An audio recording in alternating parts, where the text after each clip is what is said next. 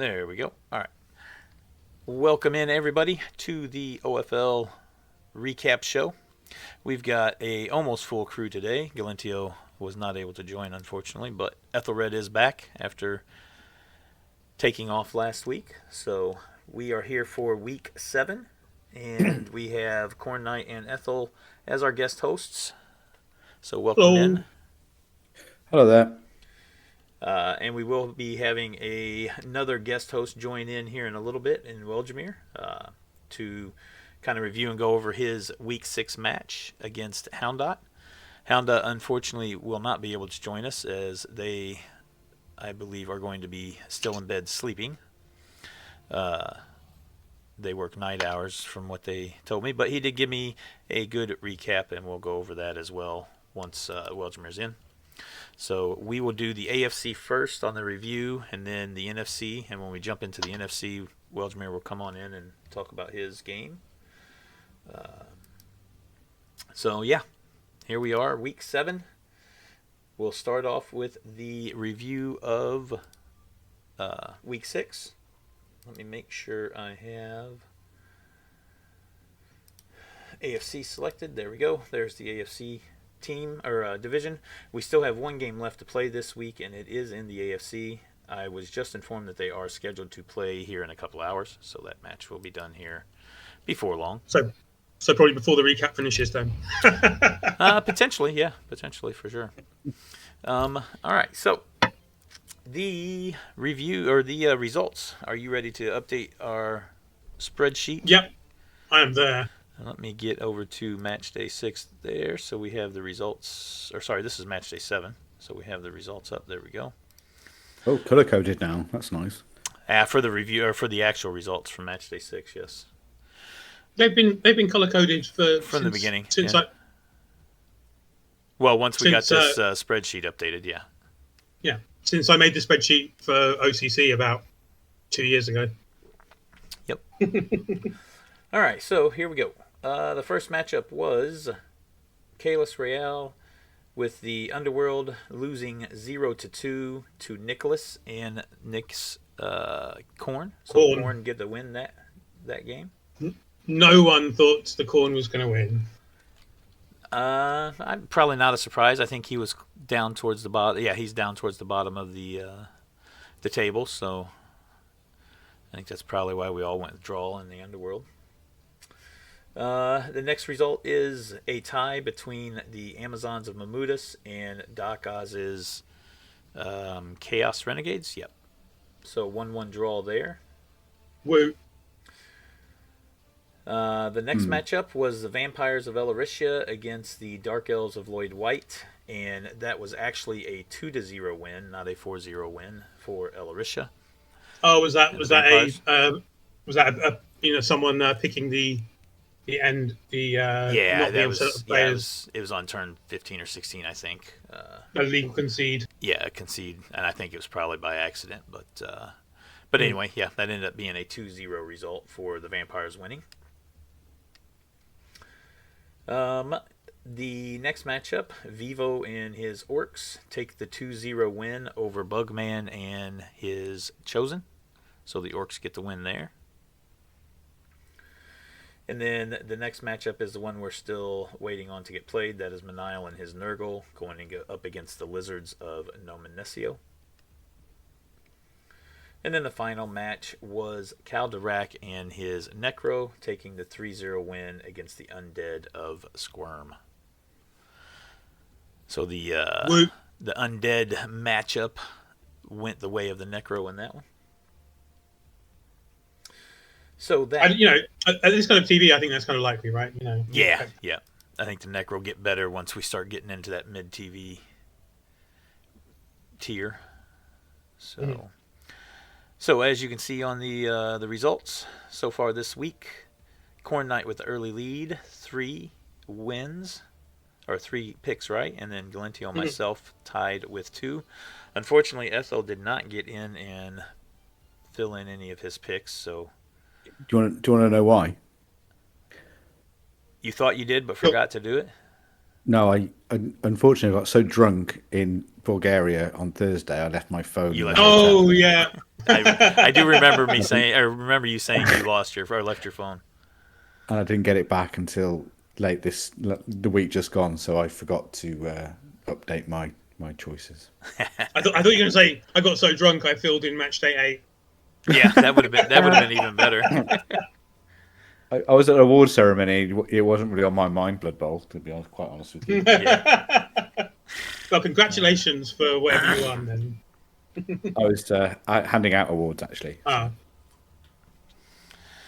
All right, NFC. Let's see if we can get Weljamir pulled in here real quick. There we go. Welcome in, Weljamir. Yeah. And thanks for joining in. We will run through the results real quick, and then at the end, we'll give you time to talk about what you thought of your game, and then I can read off what Houndot sent over to me from his view of how the game went. To compare. Yeah. If he wrote it right after the game, it'll be pretty salty. But hopefully he took a minute to wait. He did. He sent it to me yesterday at some point, and it wasn't too terribly salty. There was a little bit of saltiness in one paragraph, I think. It'll be interesting to read it for everybody. But Indeed. All right, so let's go through the results real quick. On the first one, we had Chet Sweezy and his Nurgle pulled the 1-1 draw with Sander, and I believe Sander's Undead, if I remember correctly. Yep, Undead. So the Nurgle and Undead pulled a 1-1 draw. Then we got Colin and the Amazons pulling another 1-1 draw with Kay the Sloth and the Renegades. So back-to-back draws to start off the NFC. The next matchup was Loop and his Vampires taking the 2-1 win over Laz and his Dark Elves. So the 2-1 win for the Vampires there. Then we had a blowout game. This one actually did end 4-0. Harkalian and his Necro take out Vort and the Khorn 4-0. So the Necro with the big win there. The last matchup on the table was Flute the Cat, the newly brought in Orc team that replaced the old Orc team in this division. Those Orcs take the 2-0 win against the Chosen of Anders. So, a nice debut for Flute the Cat. And welcome in. Yeah, welcome. I need to change the sheet, but I'll do that later. Yep, sounds good. And then the matchup of the week, Weljamir and his Underworld take the 2-1 win over the Skaven of Houndot. So we had the Skaven off, if you will. And Weljamir gets the 2-1 win there. So well done, Weljamir. Thank you, and thanks to all of you who picked me. Oh wait, none of you did. I would have done. No, Spider did. I don't remember who Fair I enough. took, to be honest, but yeah. So just for clarification, actually, before we go into your recap and review, I always say Weljamir. Is that actually pronouncing it right? Sure. Do you care how it's pronounced? I don't care how it's pronounced. I didn't know if it It's was the maybe name of like the- Weljammer or... It depends how much I've had to drink before. Nice. I always think of, when I see your name, I always think of the old Dungeons & Dragons space variant, Yeah, it was Spelljammer. Yep. Well, it was a Dungeons and Dragons character back in the day. That's where I got the name from. Gotcha. Fair enough. All right, feel free to give a recap and talk about your game. But before we just do that, Jimmy, I think we should know like how long you've been playing, how you got into it, and a bit of background. That's a good Okay. Good catch there, Ethel. So, I started playing when it was all in cardboard cutouts with the very, very first edition in the early 80s, early 90s. Leading a league of my family at the time. Brilliant. And I got in online back when I forget the name of the game, but they had a version of Blood Bowl that you could only play single player way back, which was the first version of it that came out before they started Blood Bowl 1 and Blood Bowl 2. I even forget the name of Was it, it called Mutant something or other football or something? That one. yeah, there was that, and there was another one too. And I like the online play, and with being in the Navy, I couldn't join any leagues because I kept moving around so much. So I played online for the most part. I got into USA Blood Bowl really early on. Found Goblin shortly thereafter and joined Goblin and played in that. And then basically got recruited into OFL. So right now I run the USAB League with the help of Squirm and Vala. And I'm active in Goblin, OFL, OCC, and several other leagues. And then Anders, who I've known for a long time from Goblin, and I were chatting one time, and he mentioned that he played in his local league and asked where it was, and he said it was in my home in Jacksonville, which is the town I retired to after I left the Navy. So he got me into a in-person league, and I've been playing in that for what's going to start the fourth season in that. And I've played the first two seasons I played a 24-person team. I went to the final match and lost on penalty kicks, first to Anders and second to one of the commissioners. And then the third season I made it to the playoffs, but got knocked out early in the playoffs. And as many people in Goblin know, I'm a candidate in OFL as well. I usually get knocked out early on in the playoffs for whatever reason. But yeah, your luck usually runs out when you hit the playoffs. You usually have one bad game that you can't have that just destroys you. I mean, right, so, like however many teams get into the playoffs, and most of them get knocked out early, right? Yeah. Well, last OFL season I was the number one seed going in. I don't think I lost any games during the regular season, or just maybe one or two.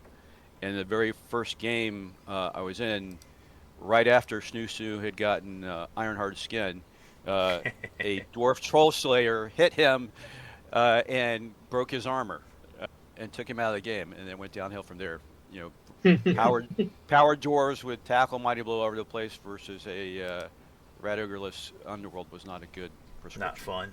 Yeah. But played it out. But Snoo's back, and he got his second armor up to get back up to AV10, and he's been pretty vicious this season so far. I think I still have the lead in casualties inflicted. Last season I had casualties inflicted and casualties sustained, but this season I'm only leading in casualties inflicted. Though Houndout was the first opponent to score more casualties on me than I inflicted on him this season, so that was a good game. So that's my history. I played for a while. It is my computer passion, and it's now a in-person passion as well. So 30 years of playing, I guess. More 30, 40 years of playing. Very nice. Good work. Thanks. And I still hate playing on the ladder because the rage quitters. So. Yeah. Yeah. Part of it for sure. So, this game looked pretty good for me. I thought at the start, because while my opponent and I had nasty rat ogres and a nasty blitzer, he didn't have Ironheart Skin, and he didn't. When the game started, he didn't seem to understand how Ironheart Skin was going to counter some of his abilities, claws specifically. Yeah. So that was an advantage. Chimney Sweep didn't have the monstrous mouth until after this game. He just had my gutter runner had block, a blodger with sidestep. So he's just a typical run scorer and try to keep him out of trouble. My game plan going in was to attack his big guys, keep my gutter safe and attack his gutter runners whenever an opportunity provided. I got the ball, which was good. Proceeded to hit him hard on the line for nothing. I knocked players down. But I got the ball and I had it secure, and I was in a safe position. And then he surprised me on turn 1 by charging his Rat Ogre into traffic. So he was nearly surrounded by my guys after his attack. He did knock down my Skaven Blitzer, but couldn't do anything, couldn't break through the Ironheart skin. So at that point, I thought I was in a really strong position. I knocked down his Rat Ogre, didn't stun him or anything, surrounded him, and then for whatever reason, my Snotling star player decided to go foul a different Rat Skaven instead of the Rat Ogre, which I wanted him to. So star players or the free agents, what can you do with them? So I thought I was in a good position until Houndot surprised the heck out of me by uphilling my Rat Ogre. He rolled a skull on the first and spent a re-roll, and he pushed his prone Rat Ogre into base with my my gutter runner. Hadn't expect I wouldn't have seen that, wouldn't have thought of that on my own. So that surprised me. So then he got to remember that comment. Yeah. So then he got up to hit. Got up the Rat Ogre charge. I had Blodge, and he didn't have tackle. Unlike Snoo, his Rat Ogre didn't have tackle. So he hit. He got 3 dice. I think they were all 3 dodge downs. So he spent a reroll and wasted it. So pushed me back into a 2 die. Again, nothing, and he spent another reroll there and got nothing. So 7 dice, and he couldn't knock my gutter runner down. And I think from that moment on, he has started to hate my gutter runner with a passion that will never end. So got his guy down, put my gutter in a safer position, and I kind of controlled the pace. I was getting hits and getting. I saw that he was playing riskier than I usually play, and I think he thought I was playing a bit risky too, because I was doing a side-to-side advance. But my plan was a controlled score on turn 8 and punish his team and demolish as many of his gutters and other key players as I could. I knocked out a Storm Vermin. Oh, sorry, Skaven Blitzer there, Spider. So knocked it out, and then I had his Rat Ogre contained. I had him marked with a Goblin, so I think he was out of the play, and couldn't get over to where he needed to be. And I left a little bit of an opening where he could get his 1 gutter around to mark my gutter and a second to come in. No tackle, no wrestles. So he did have a blitzer with tackle, but I made sure to keep him well away from the ball. But he did manage to get around, mark me, and get a second hit on my gutter with 2 dice, which he rerolled again. So we got nothing. 11 dice on my ball carrier in the first half to no effect. Yeah, with no power. And that with no power. So it goes. So it goes. Yeah, and then it's one of the things where we weren't chatting, but I could tell he was a little wound up by the amount of delays in between when you hit the reroll and when you take the neck action. When you stare at the dice going, why aren't they the dice I wanted? Right. And then I later watched his stream of the game, and it confirmed everything I was thinking. So yeah. I scored on turn 8. Hadn't inflicted 1 casualty and 1 KO. Sorry, that's right. My my free agent Snotling came in and fouled a Skaven clan rat and got the first casualty of the game and got promptly thrown out. So he's Pitalook has proven to be the power move that I thought he was. Yeah. My Snotling Oldrig is pretty jealous of Piddlewick and is trying to catch up to him, but So, I was about to say you're not thinking that maybe you could spend your money better on free agents than him, but I guess the other two players have taken up all your cap, haven't they? oh no, that's yeah. The other two Yeah. were 490, and Yep. I didn't. I want people to target Biddlewick and take him out. So, he's it wasn't a lot of money. I've got you can see I've got 190 now. I've got more than enough to replace just about anybody else on the team. And if a star player came up that I would like, I could pick it up. But actually, I gain advantage by being lower TV than my opponents. Yeah. Lower TV with this lineup, I can inflict casualties, and if I can get bomber dribble snot if I want, I can get a couple other things to make people angry and upset at how they're getting abused by goblins and snotlings. So and snoo. Yep. So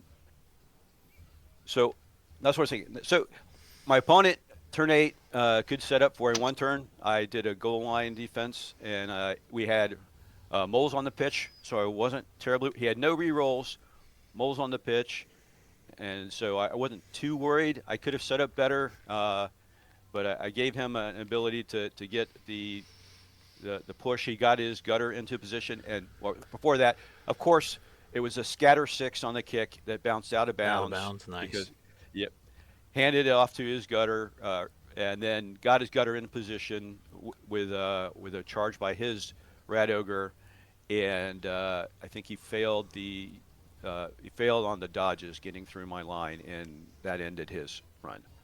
So, start of the second half, 1-0 lead. My thought was make it painful for him, force him to score early, and then either do my own 1-turn touchdown if it was on turn 16, or control and move the ball up.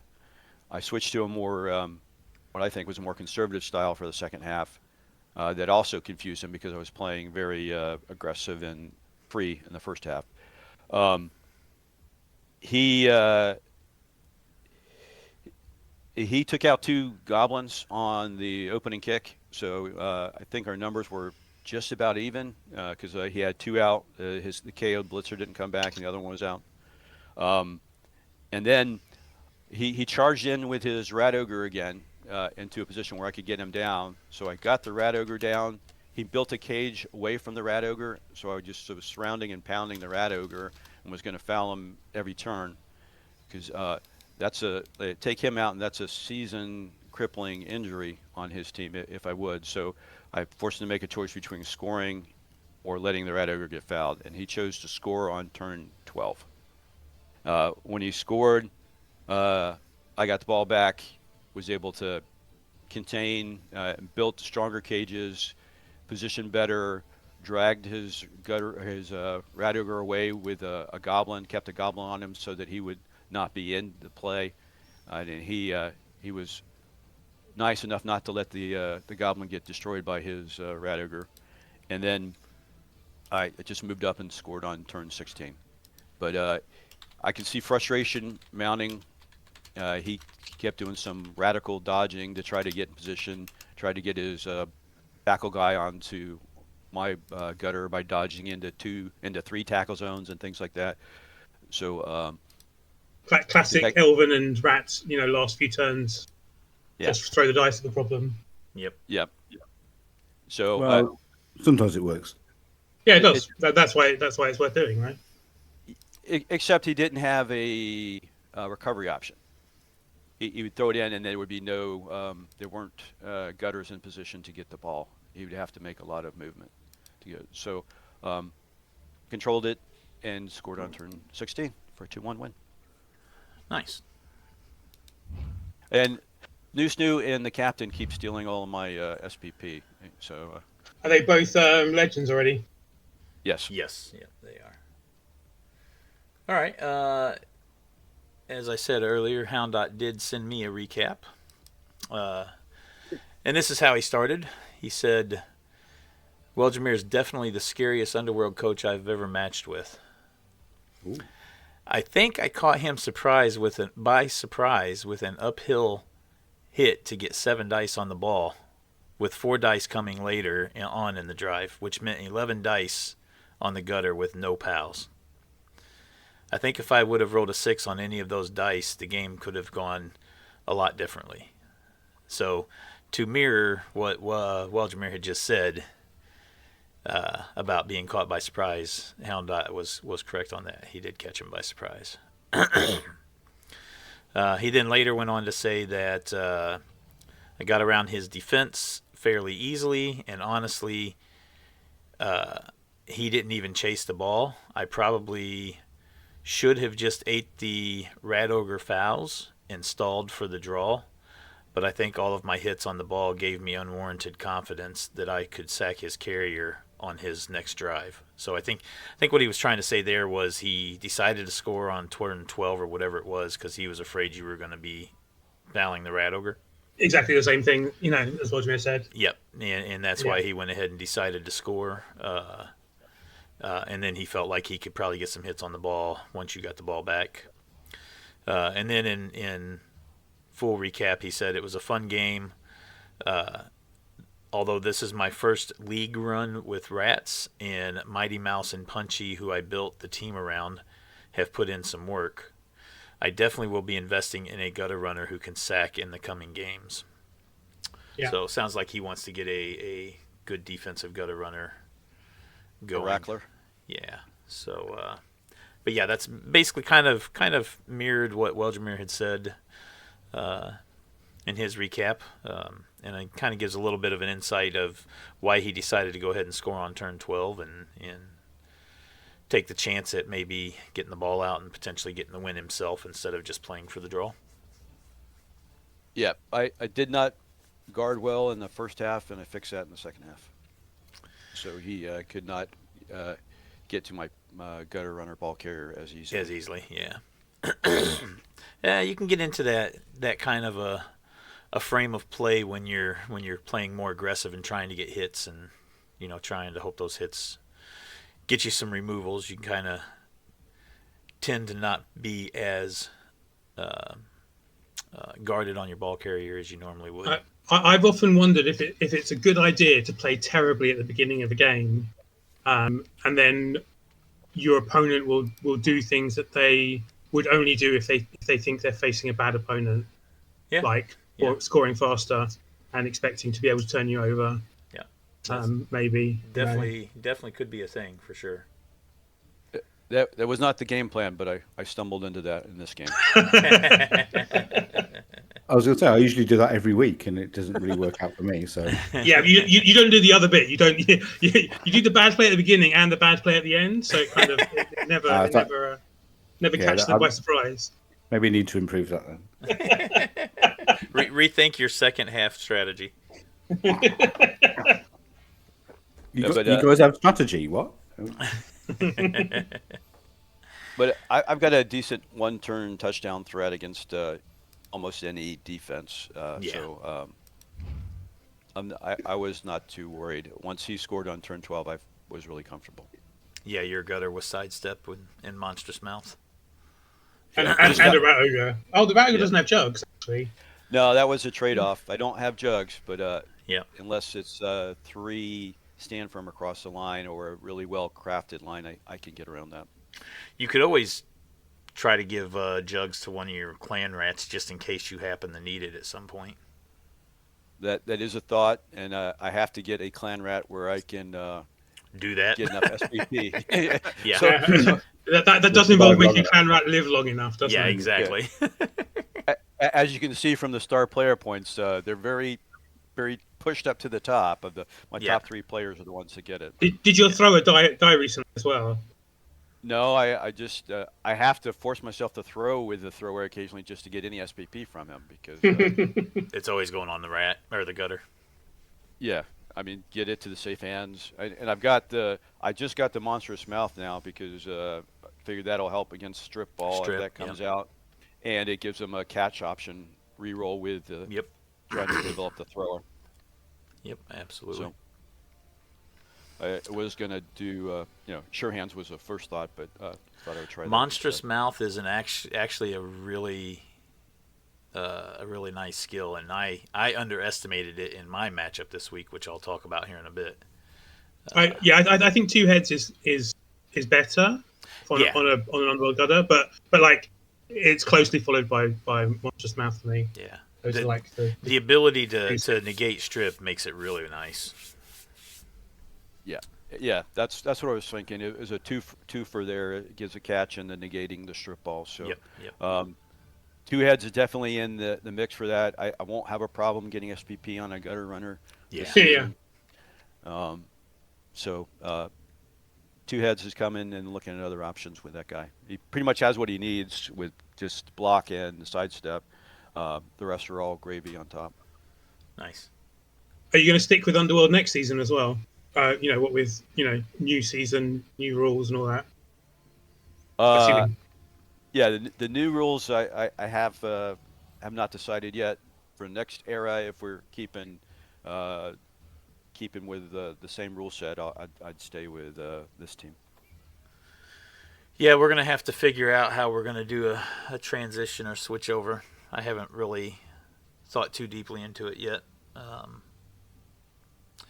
Because I believe from the way everything has been stated from Nacon and Cyanide, none of our current teams are going to be able to switch over. Yeah, they're doing a whole new client, right? So it's going to be But I imagine it'll be a reset, right, Spider? Well, everyone? that's one choice for sure. We can just reset and restart and do everything fresh, or we have the ability to rebuild players. It depends on exactly how, and I still haven't read all the new rule sets, so I don't know off the top of my head how all the new stuff works with randoms and doing SPP assignments. There are no more random secondaries. Is that right?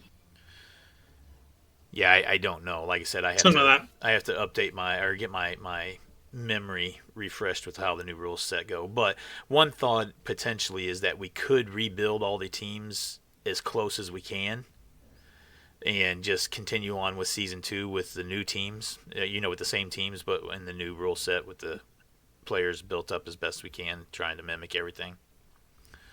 I don't know. It's something that the admins will get together on and chat about and see what we can do.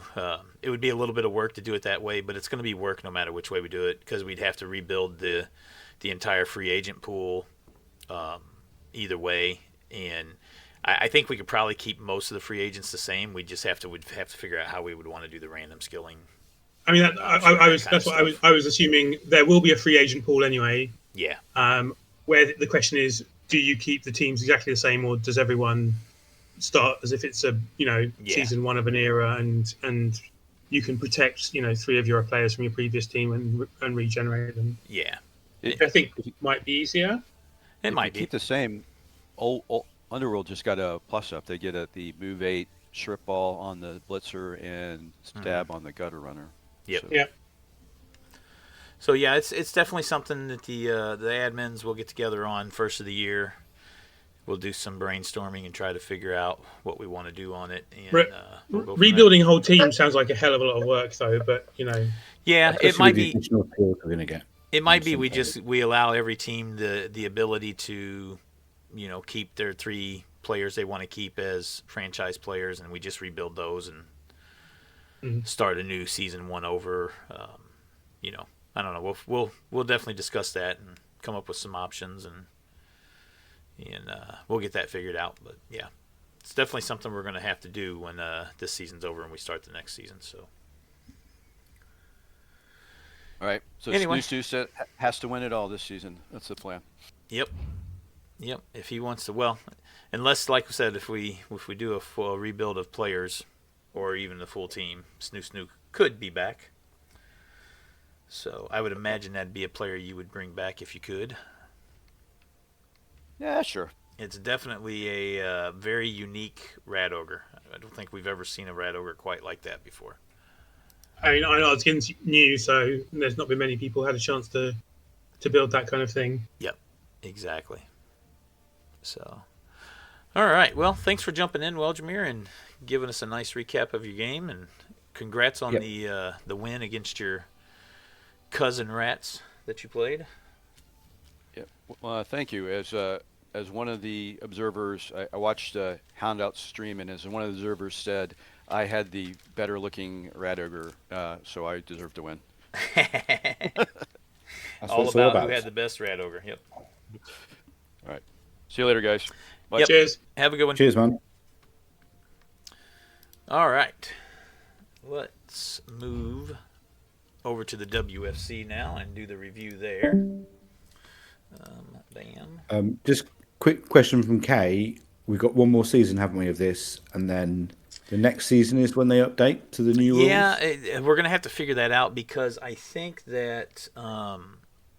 April is when the Warhammer Blood Bowl comes out, right? It won't be until at least April 21. They haven't said the exact date yet, but Vituk said it will not come out before April 21. So... that's the 21st of April for Europeans. Yes. In case people think it's April in 2021. Yeah, five years ago. Yeah. So yeah, at the best it would be 21 April. It could be a week after, 2 weeks after. Who knows? And hopefully they'll announce that sometime fairly soon. Yeah. But what we're going to have to figure out is, because a regular season in this league is 14 weeks, right? And we're just finishing week 7. So we're halfway through the regular season in this season. And then we're going to have, I think it's 5 weeks or 4 weeks of playoff play. It's a 32-round tournament, so there would be a 32-team tournament. So it would be to 16, 8, 4... 5. Yeah, so 5 weeks by the time we get, the teams transitioned over, get everything going. So if we got 7 more weeks to play, that's going to put us into February. Beginning of March, anyway. And then with the playoffs, the beginning of March. So we definitely would not have enough time to do a full second season. So we'll have 3 weeks. No, so 6 weeks. Of downtime, potentially, yeah. So I'm not sure how we're going to do that. We'll definitely discuss and figure something out.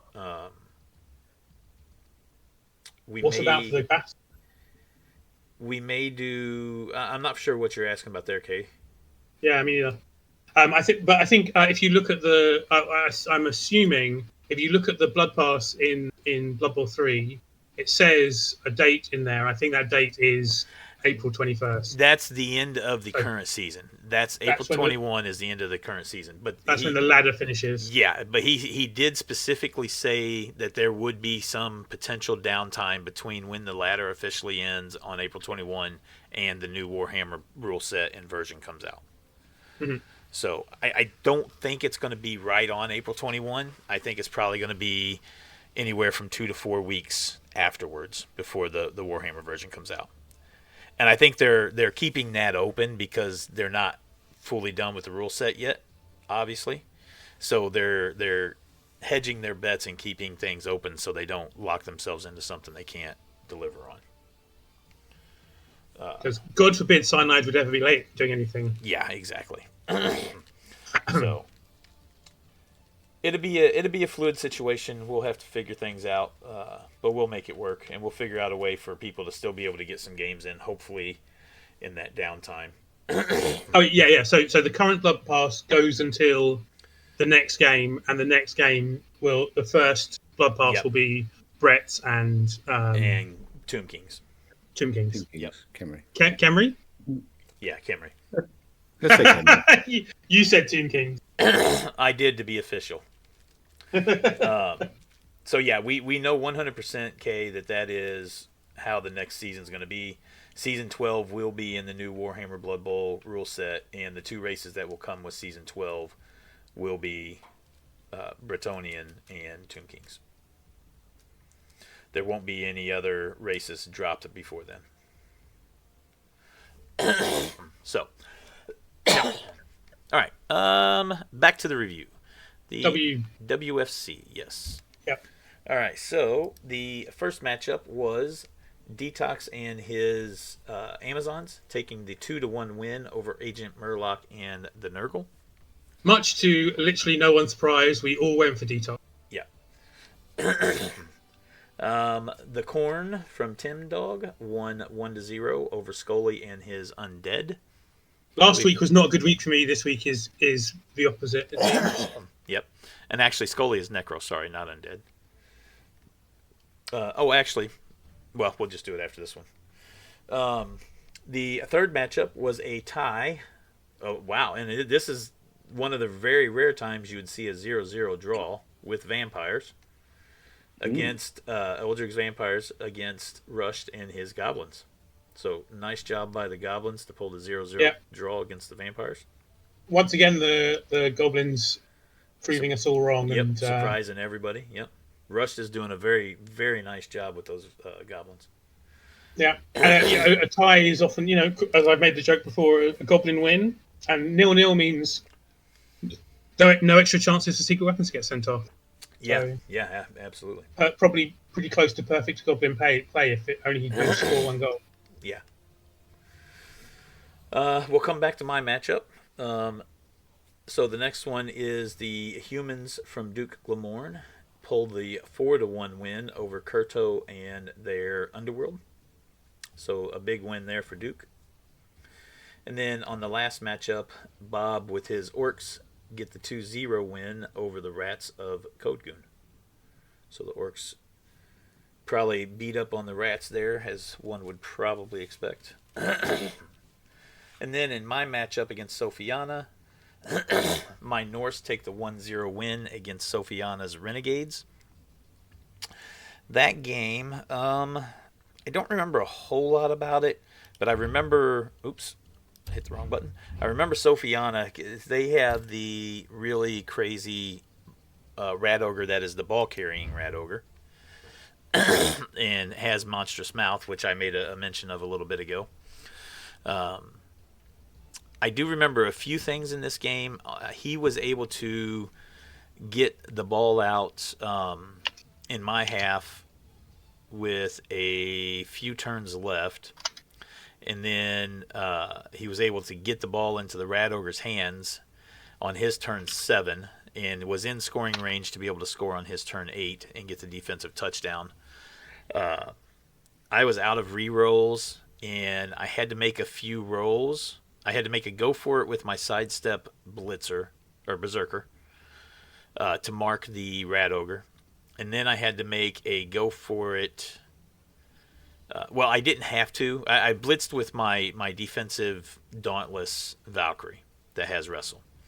And I could have done the hit without doing a go for it, but if I didn't get the takedown, if I'd have gotten pushes or skulls, I would have had to push the Rat Ogre sideways one square, and the Rat Ogre could have just either broke tackle off and scored, or he could have blitzed off with his line orc who was right there and had the free reign for the Rat Ogre to score.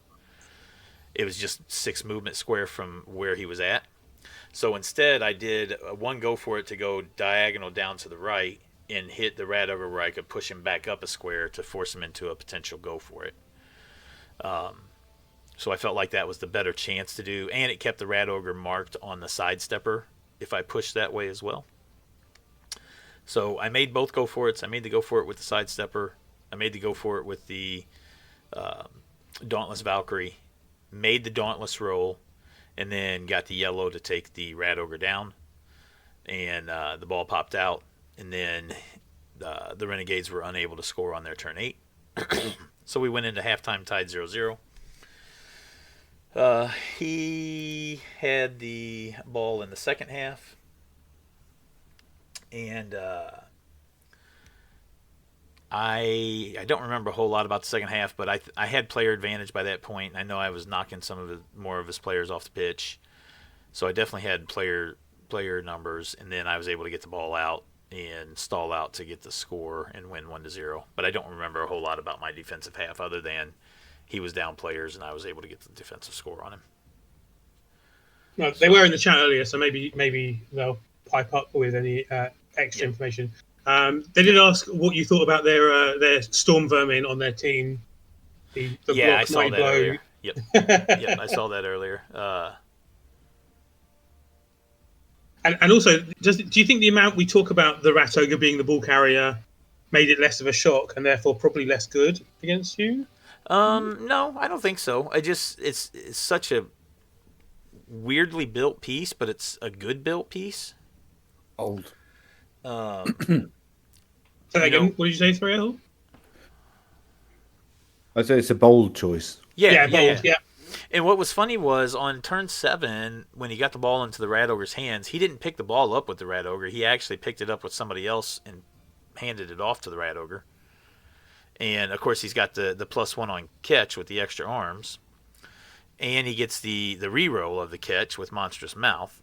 Yeah. And that's where it came in handy. That was one of the spots that came in handy was he failed the first catch, and the Monstrous Mouth gave him the free reroll, and he made the second one to catch it. And then, of course, when I blitzed with my Dauntless Valkyrie, the Valkyrie has Strip Ball built in, so Strip was useless against it. So I had to get either both down to wrestle him down or the yellow. And thankfully I got the yellow. But yeah, that Monstrous Mouth really, really came in handy for that Rat Ogre in that sense of being able to catch the ball to begin with to give him the shot.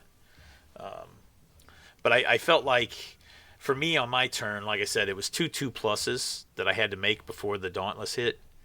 And I felt like it was worth doing both of them. I had to do the first one to get the Sidestepper and the assist on the Rat Ogre. So that one I felt like was absolutely required. The second one I felt was better for me to do the 2+ go for it or rush. Because, like I said, if I didn't, I had to push the Rat Ogre to the side, which gets him off the Sidestepper, and then he could easily score.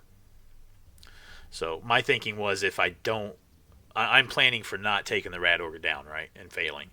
So I wanted to leave him marked with 2 players, one of those being the sidestepping Berserker, and then that means he's got and the other being wrestled. So Yeah, so that means he's got to hit one of them and then break tackle, and do a go for it to score with the Rat Ogre.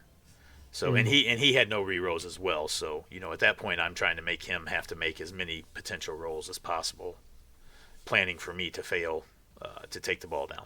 But luckily I got the yellow, took the ball down, didn't matter. But Sofiana was a great coach. It was a good game. I do remember he had some good plays and caught me off guard on a couple things that I wasn't expecting him to do. And then the dice overall, I think the dice overall were fairly average for both of us. I had more removals for sure. I also had a deeper bench, so that helped out. And the removals helped, especially in the second half with getting the player advantage on him. I mean, on the Nuffle XYZ match report, you both have quite a few red blocks, so they must have, the Kaz boxes must have been filling up a little bit. Yeah, it was a good match. It was fun, and I enjoyed trying to figure out how to go against that Rat Ogre. It was definitely. Oh, and my Yeti yet again. My Yeti that loves to fail everything. He failed a few things. He had a couple sets of red dice, a dub skull I think once, and maybe a skull both down on one. So as soon as it's so unusual for Yetis to fail anything. I'm sure that won't come up again later on in the. Well, this one fails in the recap. Yeah, this one fails two or three hits every game. So he's definitely, when I have enough money to replace 2 or 3. Is that all? Hits. And I'm talking, when I say fail, I'm talking double red. You wait till you hear Ethel's woes. Anyway, yeah. I've had at least twice that I can remember for sure that he had 3 red on a 3-die block. Yeah. So, yeah, as soon as I get enough money, he's getting released to the free agent pool, and I'm getting a new one. Because I'm tired of his ineptitude. Okay. Is there a block Mighty Blow Yeti in the free agent pool already? There's a blocker. There's a blocker. Block one. Yeah. There is a blocker, but not a block. But no Mighty Blow. My Blodge Yeti in OCC in Blood Bowl 2, when you don't have Mighty Blow, it takes so long to level up. Yeah, it does. Oh my god. It does for sure. And the one that's got block, I believe, has no extra SPP. No SPP. Yeah. So that means... I think he's is he just under 200 Spider? Because I was looking at him just. I think he's. I want to say he's 180. Yeah, he's 180 because he's got block only. But I think that was a generated free agent, so he would have zero SPP. Yeah. Yeah, he's at 0 SPP. He's actually on the available list this week, but I didn't have enough to buy him because I only got 125K in money. So anyway, that was my match. Get back over here real quick. There we go. Bam. All right, and that is it for the WFC. So, as you can see in the results here for the WFC,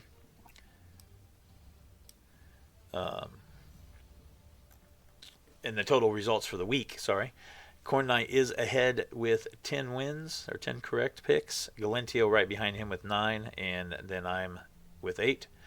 And surprisingly, Ethelred has not gotten any picks right this week. What, with not putting any in? Who'd have thunk it? I think I learned my lesson. I'm sure that is the least bad consequence of your getting drunk in Bulgaria. All right, and then the last division, which is the LFC. And ding dong, the witch is dead.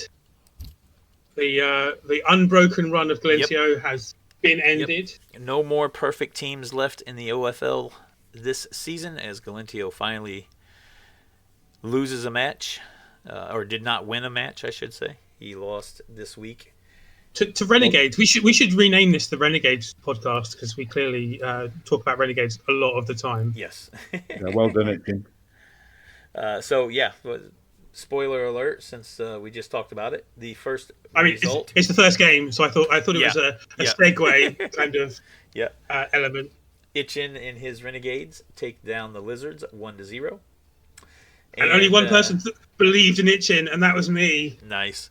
and Galentio did tell us yesterday, or whenever the match was played, he said that it's hard to do anything when half your team is removed and off the pitch. I think he was down to 4 players at one point. The match report was amazing. Like their blocks were almost exactly the same. The armor breaks were slightly higher for Itchin, and then the injuries were like Galentio removed 1 of the Renegades, and the Renegades removed 7 or something, and killed 2 or something like that. I think Galentio also posted a picture of his Cas box around half time. I think it was. Yeah. It wasn't the end of the game. Yeah. At least moving up, Skink died as well. Hooray! Yeah. Yeah, and having had to deal with Galentio and his stat up players in other leagues. I'm not unhappy about that. And he's going to be missing 2 Saurus for his next round match too. So thankfully for him, it's his 2 rookie Saurus, but still only having 4 Saurus and a Crocs is going to be a little tough potentially. Plenty of guard, he'll be fine. Yeah, he may get enough money to get Silly Billy or hire a Merc Saurus to kind of make up for some of that. We'll see that here in a bit.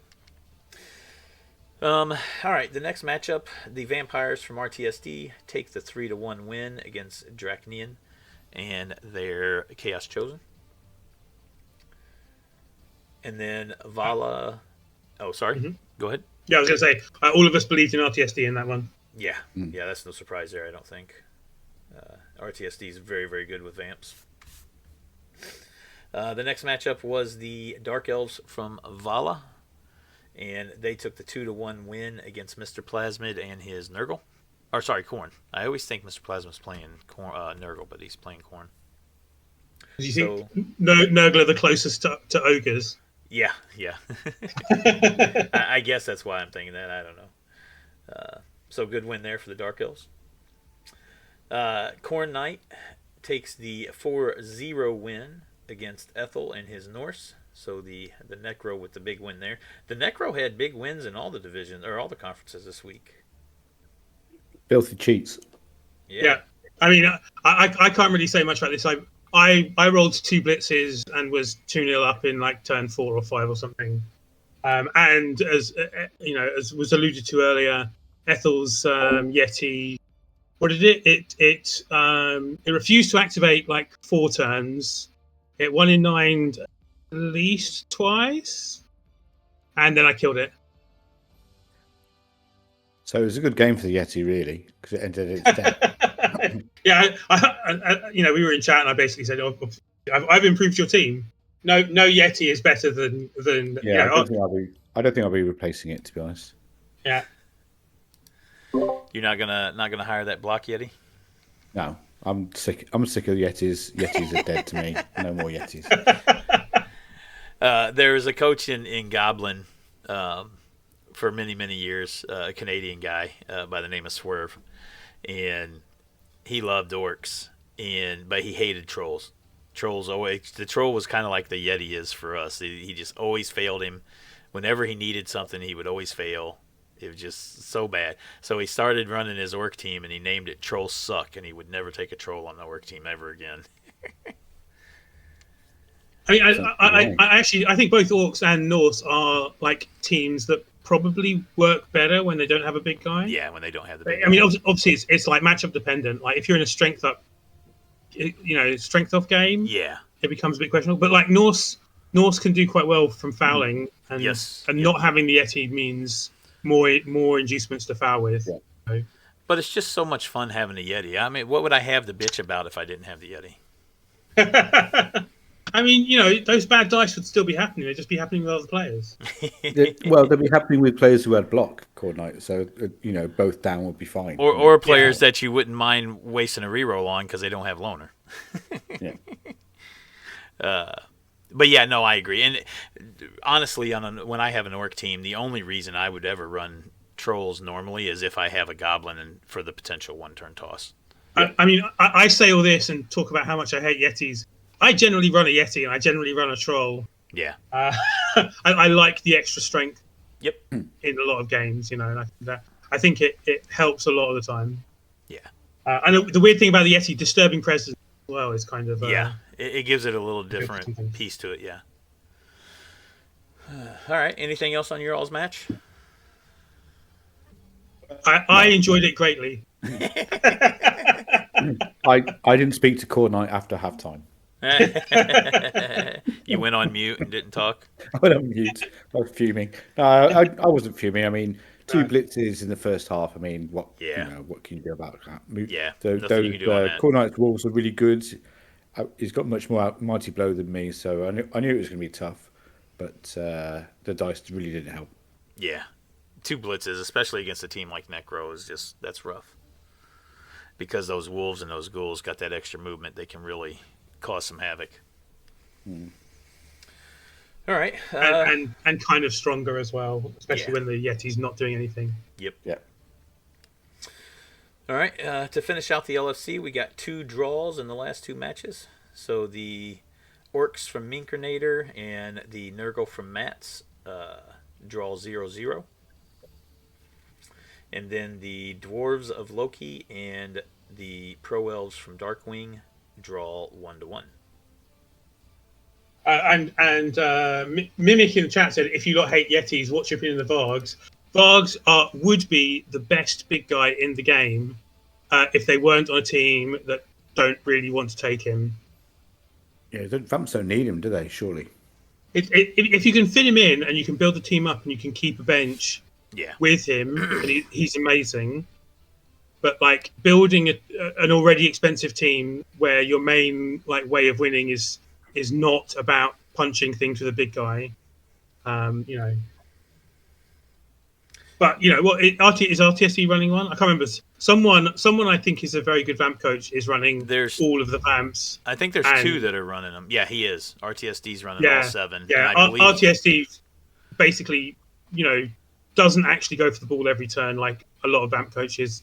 He goes for killing with the Varg quite often. Yeah, and I think Luke's running all 7 as well. I mean, Bloodlust being like a 3+ unless you're blitzing is so much the best, nega trait in the game. Yeah. For a big guy, right? Just like, and when you're building your team around having thralls who you have to be bitten anyway. The reason for resistance is to be bitten. Yeah. It's even better than rat ogres on most of the rat teams. with the exception of say Underworld, who I think can cope with the rat ogre eating stuff more. I have not played with the new Vamps yet, so I can't speak to the Varg. He looks like he'd be a really good big guy if you have him. So for me to say that the Varg is the best big guy, I can't talk to that side. So I still maintain that the Crocs is the best big guy, but that's because I haven't played the Vamps yet. So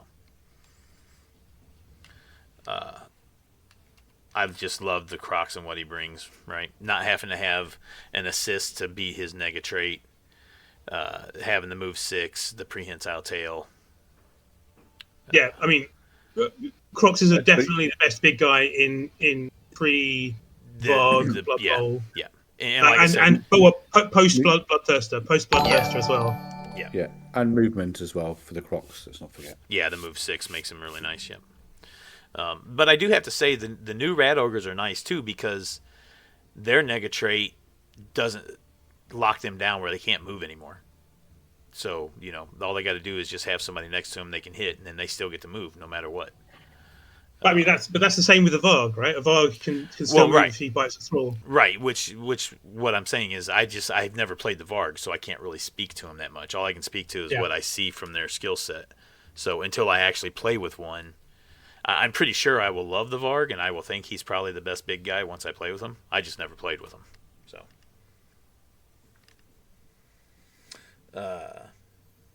yeah, exactly. The way you have your setup, Sophiana, I think is a really good setup because you've got the Ironhard skin on your Orc. As long as you keep your Line Orc next to your Rat Ogre, I mean, you just knock him down, activate your Rat Ogre, knock him down, and then if you haven't activated the Black Orc yet, or the Orc Lineman yet, you just stand him right back up and move him again. Right, with that Ironhard skin. Sorry, I just read Kay's comment about... Yeah. Yeah. Because he keeps getting mangled.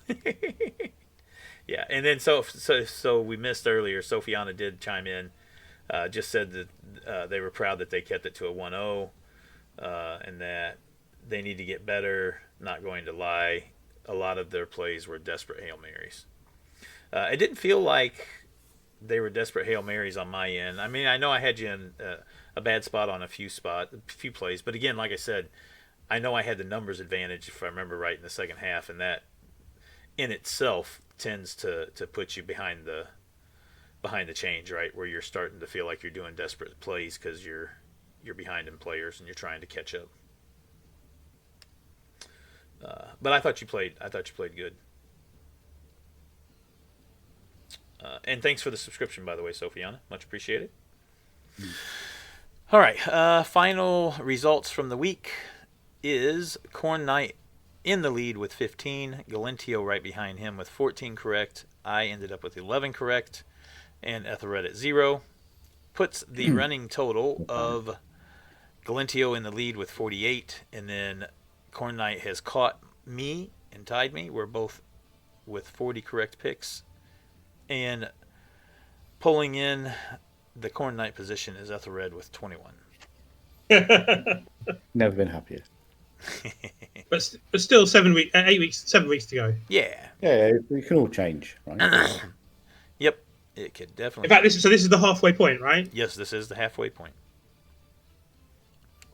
So 4 more weeks of the divisional conference, the full conference. Yep, the full conference. And then 3 games in the divisions. Yep, absolutely. All right, so let's do a quick rundown. Actually, let's just check and see real quick if our AFC match is going. Nope, not going yet. All right, so let's do a quick preview of, or not preview, but just our picks of the new week 8. Mm-hmm. For the AFC, we have Doc Oz going against Kalis Real. Real with the Underworld, Doc Oz with the Renegades. The Renegades sitting at 14-25 and in the middle of the table. The Underworld just below him with 960. So it looks like around 450 in inducements, give or take. if the rosters are set. Looks like the Renegades are. They've got a 12-man roster. Everybody will be available for the game. And the Underworld looks like they've got their full roster minus one clan rat, so they will have 13. So yeah, it's looking like a around 450 in inducements for the Underworld here in this one. And we know these Underworld like to foul, as they are leading the fouling table, or the league in fouls. So I guess I'm first up, huh? And no Ironheart skin on these Renegades yet. Yeah, no Ironheart skin here. I think that Doc Oz is probably... I mean, I don't really know Kalis Royale's coaching ability that well. I haven't played against him, and this is the first we've ever seen him. I know Doc Oz is a solid coach, and I like the team build better. I love that his big men, 2 of the 3 have block, and I think this just favors the Renegades as long as their big guys don't let him down every single time he activates them.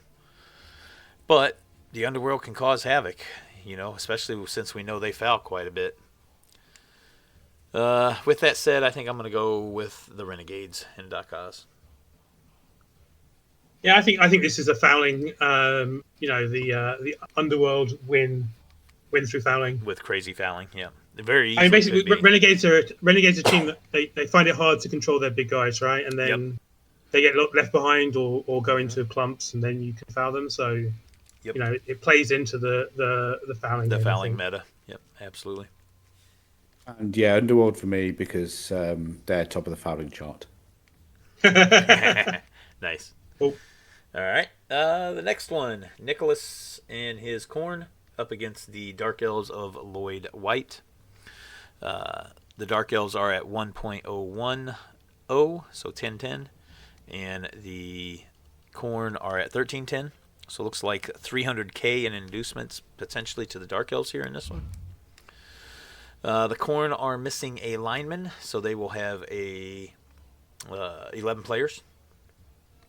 And looks like they 1, 2, 3, 4. They do have all 4 Bloodseekers finally, and 2 goats. 2 Khorngors.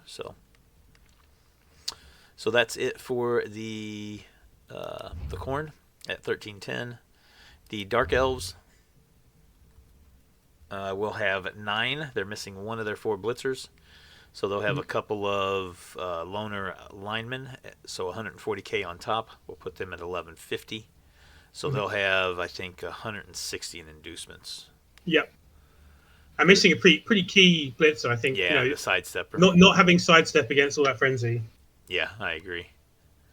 I think it'd be a tough uphill battle for the Dark Elves, but it's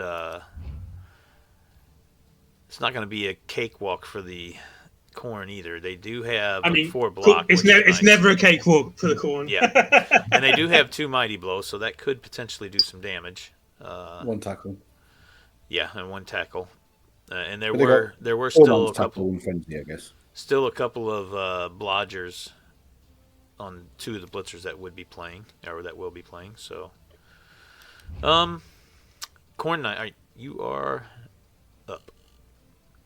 Yeah, I'm gonna risk my arm here and go with Khorn Solidarity. That's Nicholas, right? Yep, Nick. I think 150. Like Dark Elves are gonna have a wizard, which they're not the best elves at taking advantage of. Yeah. I mean, it does depend on who's. It's going to be a mess. Khorn are just generally a mess because they'll frenzy themselves into problems. But I'm willing to go for Nicholas on this one. All right, Ethel. Dark Elves all the way. They're going to turn 1, use the wizard on just 2 players. Both will be badly hurt, and then they'll romp home. That's what I'd do anyway. So. Yeah. That is exactly what you do. Yeah. To be fair, Lloyd White is in like 4th, and Nicholas is in 11th. Yeah. So 5th and 11th. Ethel would turn the blood spawn into a frog. Absolutely. turn 1 and then still lose. just need to naturally roll a 5 or a 6 to do that. Yeah, just he'll roll the 6 right off the bat. Spider's still bitter about that time I did it. What did it to your? Was it your Crocs or was it your Saurus? Yeah, it was one of the big guys. I don't remember which one. No. What he'll do is he'll turn the blood spawn into a frog, and then he'll try to hit the frog to get him out, and he'll roll triple skulls and kill himself. It's not bitter. what adds value to this is that I didn't even realise you had to roll above their strength. I thought we both thought, didn't we, Spider at the time? I think it was just a 2+. Yeah. Like It was something. Strike. It was something like that where we thought it was just like a 2+, but it wasn't. But it was. It was completely missed and misunderstood, and you still rolled what you needed diving to roll. tackle. Yeah, as long as you don't see diving tackle, it doesn't work. Yeah, exactly. To be fair, these teams are separated by 3 draws, so that's not like not too terrible. From almost the top. Yeah, from almost the top of the. In fact, like there's basically 4 points between 3rd place and second from bottom, right? Yep. That's crazy. Yep. From the bottom. Bottom's at 6 points too. The bottom 2 are both at 6. So yeah. Oh yeah, yep. Sorry, 1 win, 3 draws. So, I think I'm going to go with the draw in that one. All right. Cool. Next one is Vivo and his orcs against the Amazon of Mammutus. This should be a fun matchup. Vivo is in the middle at 9, and Mammutus is 1 point behind him with 8. The Amazons are at 1320. The orcs are at 1245. So currently would be 75k in inducements to the orcs. And I think Mammutus lost. Oh yeah, he lost his free agent thrower to death in the last match. He instantly bought another thrower. Yeah, wasn't worried about doing a free agent, or didn't like the free agent. But I believe, let me see here. I believe that, pretty sure it was Mammutus that lost that. And I think I already actually updated it and took that thrower off. Line 1. Yeah, I did. Yeah. It was a level 2 or 3 thrower. I can't remember exactly what. Level 2 or 3 skill thrower. So level 3 or 4. If it wasn't for the fact this is Amazons, I'd be bitching heavily about 2 throwers. Like 2 throwers is bad. I don't think it's a good game plan for most teams. But Zons are so cheap, it doesn't matter. Yeah. And that kind of irritates me even more. So yeah, that's the Amazon roster. He's got his full roster, 13 girls at 1320. The orcs from Vivo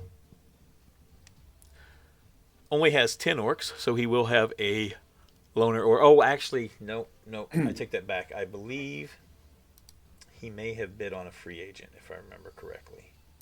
Let's see. He's got quite a lot of cash. Yeah. I want to say he bid on a free. Oh no, I don't see nothing on there. Yeah, I was going to say, does he already have 3 already? I'm sure he doesn't have 3 already. The top 2 big ones are. Yeah, he's got 2 for sure. The 2 big ones are definitely. Yeah. Oh no, the others are all booms. Yeah, he's only got 2. Okay, yeah. Yeah, he's only got the 2 big ones, Argok and Rulag. I thought I remembered. Yeah. Vamps are obviously an exception to the thrower thing because the Vamp throwers are like the best players on their team, other than runners. Yeah, I'm just gonna check real quick here and make sure he didn't put a bid in and I missed it, because I could have swore I saw him put a bid in, but maybe I'm thinking of something else. Here we go. Squirm got 1. Duke got 1. Itchin got 1. And is the free agent thing closed now, or is that going to be later? That's tonight. Yeah, later tonight. Tonight. So he could still put one in. But yeah, if he just goes with what he has, that would be an extra 50k lineman, which would put him at 1295. So it would end up being 25 in inducements. Yep. So and no tackle. No tackle on the Yeah, Orc no team. tackle yet. Yeah, he's still building things up. He does have the third block biggin though, which is nice. So yeah, there we go. Orcs versus the Amazons. Ethel, you're first. Is it me? Yeah. Yeah, I don't think there's enough guard on the York team to make a difference here. No tackle, so Zons for me for this matchup. Yeah, I feel like they're both solid coaches. I feel like the two defensive blockers for the Amazons will make it hard for the Orcs with the limited guard that they already have, and no tackle is definitely going to be a thing. He does have a lot of block though, so that kind of helps offset no tackle a little bit. I think this is going to be a game of two halves. Each one scores a touchdown in their half, and then it ends in a 1-1 draw. So I'm going to go draw. Yeah, no, I think draw's pretty likely, but purely because of my Amazon hatred, I'm going to go for Vivo. Yep. I had a feeling you weren't going with the Amazons. And Ethel's like 2 guards not enough. I mean, the fact that Amazons have 2 defensive kind of means almost that there's no guard on this Orc team, right? Yeah, pretty much. Yeah. Yeah, I mean that's what I said, isn't it? Oh, sorry, you mentioned defensive. Yeah. Yeah. All right. The next one is Manial and his Nurgle against Elarisha and the Vamps. Manial still to play this week though, so his will be a little bit different potentially. Elarisha is at the top of the table in second place, 4 points behind Calderak. Well, 4 points in the Blood Bowls scoring system. Yeah, I was going to say in Nuffle they're third. It would be 4.5, and that would be 3-4. No, it's probably just not updated yet because I just validated their match because he had the 2-0 win. Oh, okay. Concede. Oh, fine. Yeah, no, it's still yellow. Yeah, still yellow for me. Yeah. So okay. It just hasn't updated yet, but yeah. But yeah. Sorry, anyway, my bad. The Vamps are at 1340. I do know that he may potentially put a bid in for a free agent this afternoon. He was waiting for this match to get validated to see how much gold he had, so we could potentially see another free agent here. I'm gonna guess maybe a Vampire Blitzer to get the second Blitzer. Tackle's an interesting choice, isn't it? Yeah, like especially for the first skill too. Yeah. Like I don't like it. Like the reason, like you just hypno someone who's got dodge, so you don't need to worry about it if it's important. Yeah. Unless it's the ball carrier. And obviously, if you can't get to it, but it's just like yeah. I am not someone who likes tackle at the best of times. I play a lot of teams with frenzy instead. I definitely don't like it as the first skill. Maybe the third skill down. Potentially. Guard on the runner as well. Wait, was that a double? Was that a boom? Because both tackle and guard are both Vesper. Skills that vampires don't really need because they use hypno to get those things anyway, right? Yeah, I think Vesper was a scout, but I don't remember if it was a boom or not. No, it was not a scout. His 2 scouts were the thrower Magnus and the runner Drew Opal. And Opal boomed and got the move. So the guard was a chosen skill that they took. So yeah, I still definitely prefer either block or pro. It's definitely a different skill set build. Yeah. They are third, so yeah. Yep. And they're not carrying all 7 vampires either, so there's that as well. Yet. Yeah, yet. So, all right. So 1340 for them. Manial, who's down towards the bottom with a bunch of draws, 4 draws. His Nurgle are starting to get a few skills on him. He's got the block Rot Spawn, who he did do a flag on, but nothing came out of it. He's got 1 block bloater. He's missing a bloater. I would imagine he's going to replace that after his game today, I would think. Maybe with the new free agent, potentially. So we'd have to see what he does there. But anyway, that is the Nurgle. Currently at 1180. Not quite got enough to get a free agent there. Yeah. But he could just replace him as a player. He could, but he's playing his match here in a little bit, so he'll probably have enough money after that to get the free agent. Oh, yeah. So I'm imagining that's what he's going to do. He's just going to suffer without the bloater this game and then get the free agent afterwards, would be my guess. So it's on me. Manile's a very good coach, but I don't think he's going to be able to handle the Vampires here. I think the Vampires take this one, so I'm going to go Vamps. It's really interesting. I think Nurgle are pretty scary for. I'm going to go for Manile. I think the combination of like foul appearance and the not being and the disturbing presence and the strength as well is a problem for Vampires. Like having to roll Bloodlust then foul appearance before you hit something is already 30% chance to not do anything at all. Yep, that is a very good point. And Ethel? I'd normally go for a draw because you've picked the other teams, but a draw and Vamps doesn't really tie, although we did see one last week, I guess. But yeah, Vamps for me, I think, for this. They're too strong. Too strong. Right. The next matchup is Squirm and the Undead against Bugman and the Chosen. Bugman down at the bottom of the table, tied for, he's actually tiebreaker, loses tiebreaker, so he is actually the bottom of the table. And then Squirm is up towards the top. Khornight position, I think we. Yep. Squirm is up in third with the Undead at 1385. The Chosen are at 1350, so currently sitting at a 35K difference. The Undead do have their full roster of 13. Lots of spare money here, but I'm guessing he's just sitting on that. No reason to do anything else with it at this point. I think he's already got 3 free agents. I know he's got at least 2. The Blitzer and the Mummy are both free agents. I don't remember if he had a third one or not. No fourth ghoul. Yeah. Only 3 ghouls, which I think is fine for now. Yeah. Maybe next season when all the teams are starting to get 1,500 plus is when you'd want to get to that 4th ghoul.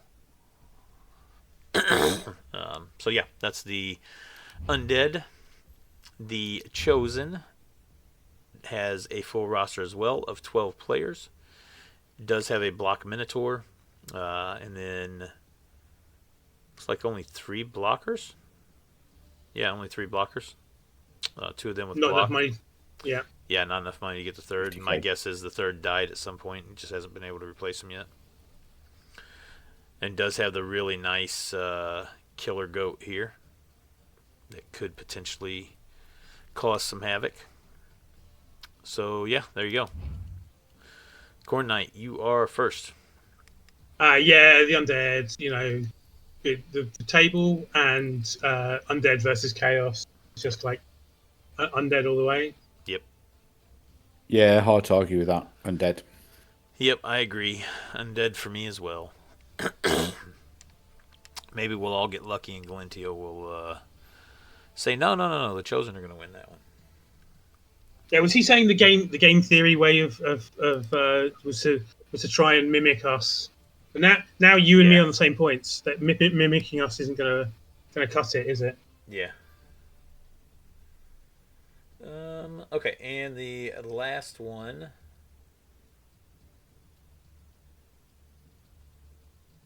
Sorry, was just reading Sophiana's question. You can do that if you choose to, Sophiana. There's no rules against that, so it's really just your choice if that's what you decide to do. As far as potentially firing a busted free agent and getting a new free agent. So, all right, the last matchup is Noman Nessio and the Lizards, who still have to play this week's matchup, and Cal Dirac Necro. Cal is at the top of the table. Still has not lost a game. He's got 5 wins and 2 draws, sitting at 1490. And the Lizards are in 4th place currently, in a tie for 4th place, with 3 wins and 3 losses. Again, they still have to play this week against the Nurgle, and they're at 11.05. So let's look at the Necro first, since we know their roster is set, and it is a 14-man roster. Yeah, he's solid and good to go, it looks like. So Sorry, just going back to the Zophiana thing.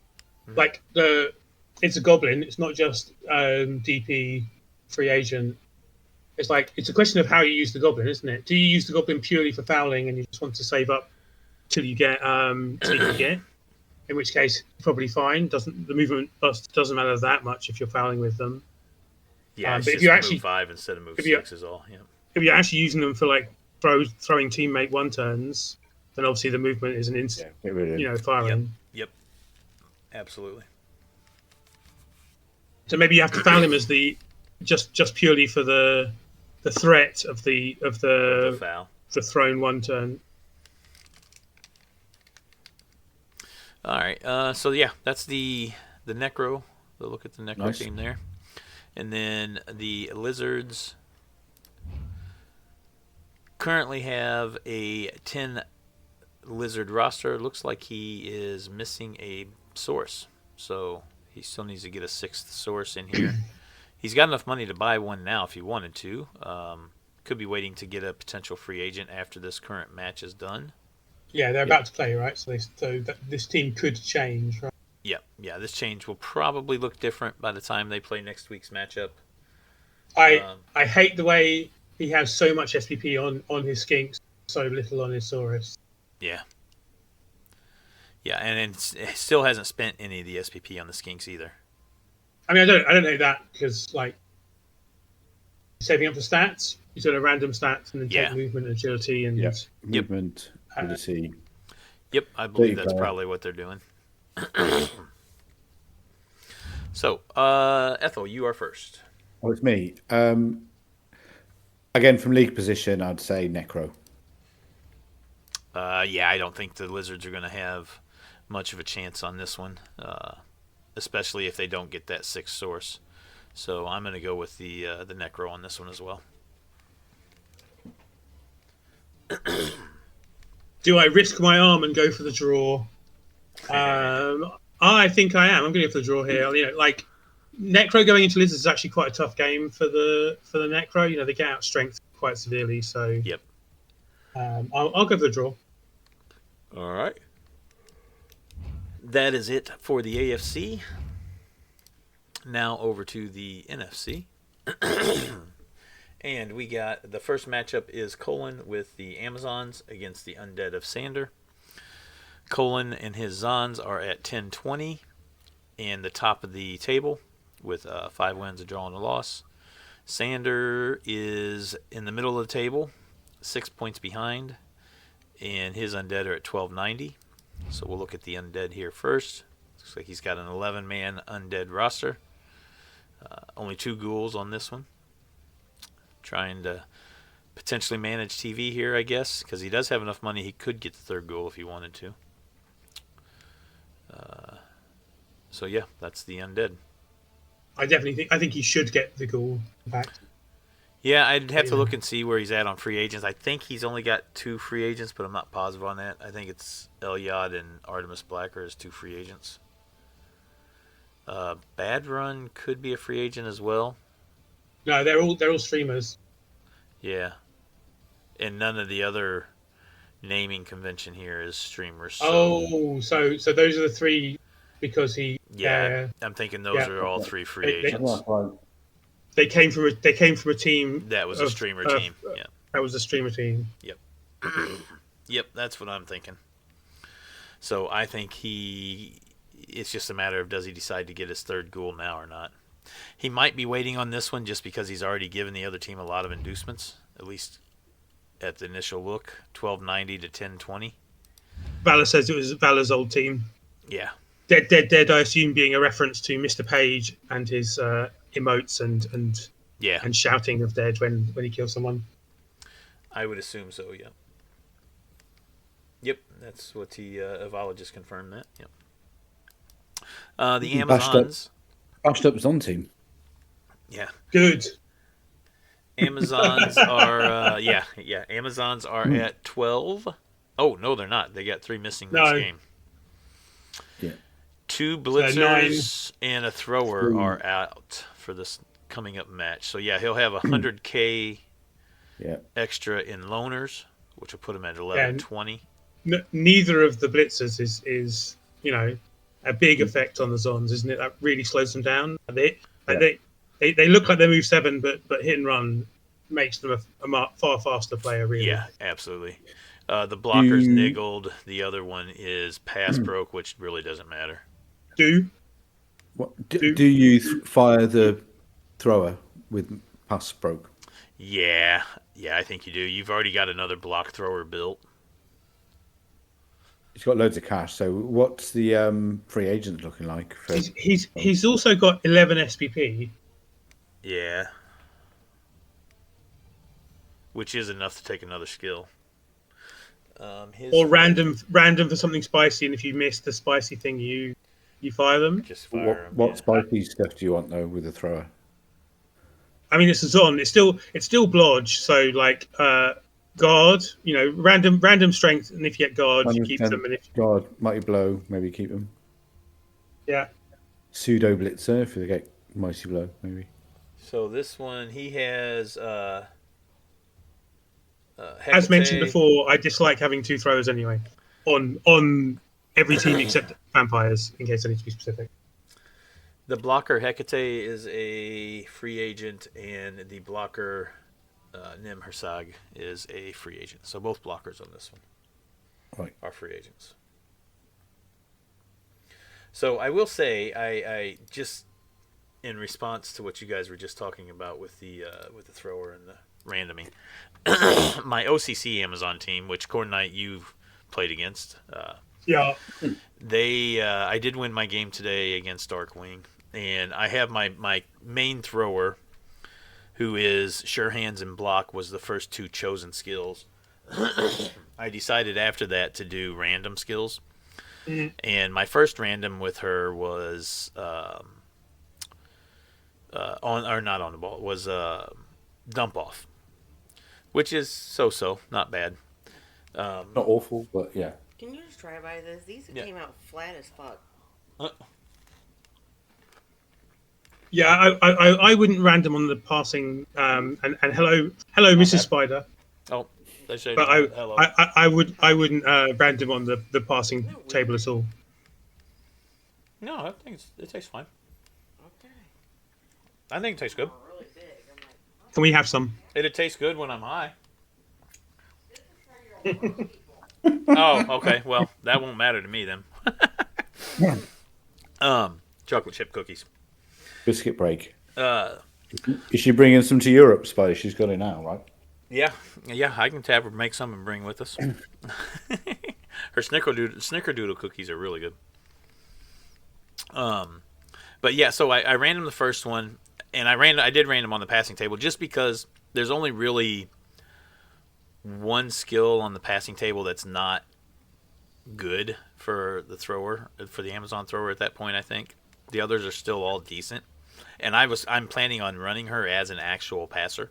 What skill is the skill that you think is bad? So it is. Hail Mary. Let's see here. Hail Mary, unless you're going to make it a defensive one. Yep. All the other skills here you can at least get some use out of. If you're running it like I plan to run mine. Like I said, I'm planning on running mine as an actual passer.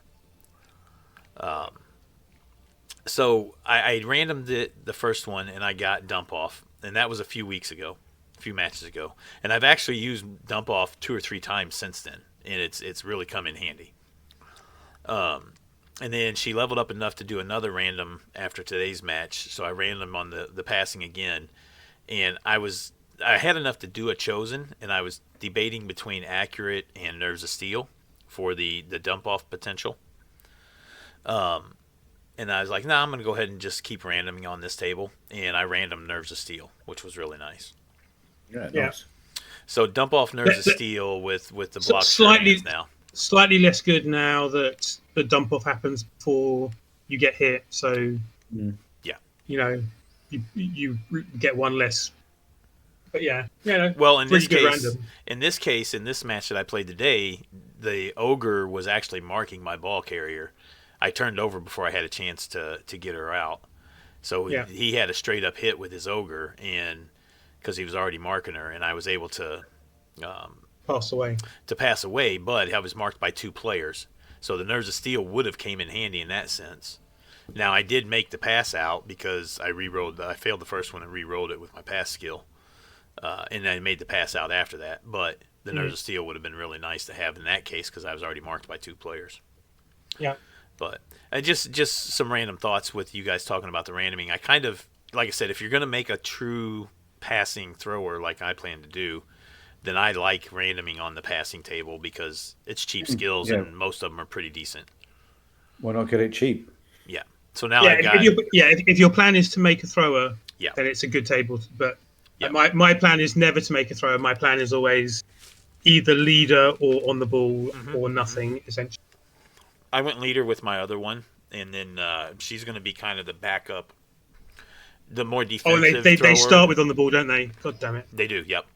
She's going to be kind of the backup ball handler when I need her, but be the defensive one as well and be on the pitch with the leader. So I don't have leader on her yet. That's the next skill I'm taking on her. She took block first. But anyway, we kind of got sidetracked Slight there a digression. little bit. Yeah. All right, so yeah, that's the Amazons, and they're going against Sanders Saunders. Undead. Dead. Yeah. I am first. I actually am going to go with the Zons in this one. So give me Colin. Yeah, I'm going to go for a draw. I've kind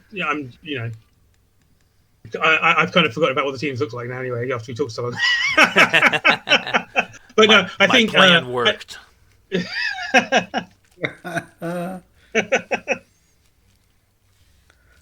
Ethel. Ethel.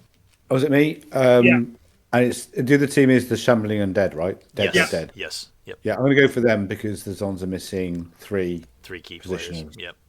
So I think the Dead might take this one. Yep. Fair enough. Next matchup is the Nurgle and the Vampires. Chet's Nurgle against Loop and his Vamps. They are both tied at 11 SPP in the middle of the table. The Vamps are at 1540. The Nurgle are at 1290. So it looks like the Vamps are going to be giving them quite a bit of money here. 250K to be exact. This is one of the Vampire teams that has all 7 Vamps. And he does have some more Thralls now. He's got 6 Thralls. 13, And money for more. Yep, 13-man roster. Loads of money. Could add I'd another go Thrall or 2. Yeah, I'd go for 14, I think. Wait. I mean, you're already giving your opponent 250. What's another 50K at that point, right? 250 to 300 isn't that big of a difference. But that is the Vampire team. The Nurgle at 1290 has his full roster of 13 as well. Yeah, I definitely would go to a 14th Thrall now at this point, seeing the Nurgle team with this deep a bench. Because it means they're going to be fouling. Yep, and he does have a dirty player, Fowler, that is a free agent. Who he's put second on his list above the bloaters and the Pestigors as a sign of how important he is. Yep. Yep. So there's your look at the Nurgle, and the Nurgle will be getting 250K in inducements. Nurgle could add a third reroll at some point if they wanted. They might not have enough money yet. Oh, no, they don't at 85K. But, Khornight, you're first. Okay, so this is a slightly left field pick, but I'm going to go for the draw in a Vamp game. Okay. I think, I was saying before, I think Nurgle is a horrible team for the Vamps to go into. I do think the Vamp team's probably better, and there is a chance they just run away with it, but I think a draw is not impossible in this game. Yeah. Ethel? Okay, I'm going to go for the Nurgle then, in that case. Yeah, I think I'm going to go with the Nurgle too here. I think Chet's going to foul the Vamps into oblivion. Oh, I was kind of expecting you both to go for the Vamps and We went the opposite. and went with the draw just to be different. We got to keep Kind of you wish- keep you on your toes. Yeah. Absolutely. Next matchup is Vort in his Khorn against K the Sloth's Chaos Renegades. So the Renegades are towards the bottom of the table, second from the bottom, and the Vort's Khorns just a couple spots ahead of that. Corner at 1270. The Renegades are at 1195, so 75k in inducements. They're as both it missing a sits. player, though. Yep. Oh, but actually, they're both missing a player, so Yep. it's the same, right? Well, it'll be 50k for extra for the Khorn, Yeah, it's 50k for both of them. and 50k. Yeah. Yep, 50k extra for the Renegades. Yep. So they'll be the exact same. So yeah, 75k in inducements. The Khorn are missing a bigger piece, or at least I'm assuming a bigger piece, as they're missing one of their Blood Seekers. Yeah. And the Renegades are missing a rookie human lineman. So yeah, definitely a bigger missing piece for the Khorn here in this one. So yeah, Ethel, you are first. Yeah, Renegade love. So yeah, let's go Renegades for this one. Okay.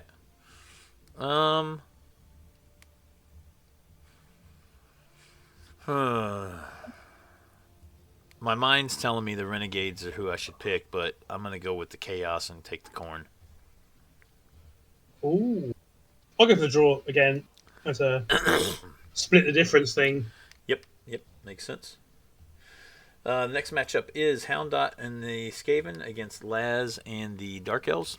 The Dark Elves are in 5th place, tied for 5th, and at 1400.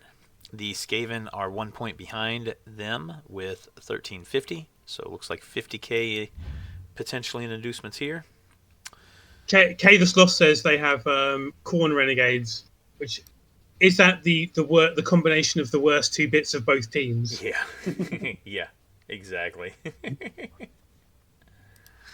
The Dark Elves from Laz with a 11-man roster. Yep, and that's what we're looking at there. It's not 12. 12, yes, you're right. 12, sorry. 12-man roster. Was your missus baking special cookies by any chance, or is that? No, not yet. All right, so that's the Dark Elf roster. He is going against the Rats, who just played against the Underworld from Weljamir last week. He is going to have an 11-rat roster. Got the really nice Rat Ogre, Mighty Mouse, and then the nice Blitzer. His only tackle piece, which will be needed in this matchup against the Dark Elves. I am first on this one. They're both... There's 50k inducement difference, which the Rats get, so probably a Babe, I guess. A Babe, I would imagine, yeah. I haven't really seen Houndot and his coaching. I know he's a streamer. I know he's somewhat new to the game, but... Yeah, I've definitely... So he is the person I thought he was. I've seen his streams, and he doesn't look that new. He plays pretty well, I think. Okay. Like, he's definitely not, like, fumbling around, not knowing what he's doing. So he's just new to our league, then, not new to the game. Yep. Okay. I mean, or he could be a fast learner. It could be... could be. Yeah. So quite a few streamers, get actual, training to be good at games. That can make I was going to say too, faster. he could be one that's been watching the game be played by other streamers for a bit, so he had a really good idea of how the game goes, and then decided to get into it and pick it up on his own. We do know that Laz is a very good coach. I think I'm going to go with a draw in this one. I think it could go back and forth. I'm going to go with Laz, because of the tackle mighty blow, basically.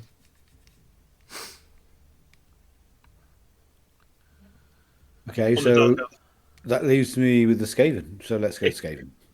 You could pick something else if you want. You don't have to Anyway, No, okay, fine. I got ground to make up, so I go Yeah. Dark Elves normally, but yeah, let's go Skaven. It's all Yeah. going to work. That sounds good. The next matchup is Harkalion and the Necro against Anders and his Chosen. Anders is at the bottom of the table at 1390. Hark is at the top of the table at 1415. So 25k in difference in TV currently. Sophiana says they actually introduced Hound Dot to the OFL. Nice. So you get a finder's fee. Yeah. One extra niggle on your team somewhere. Have they forgiven you? Nice.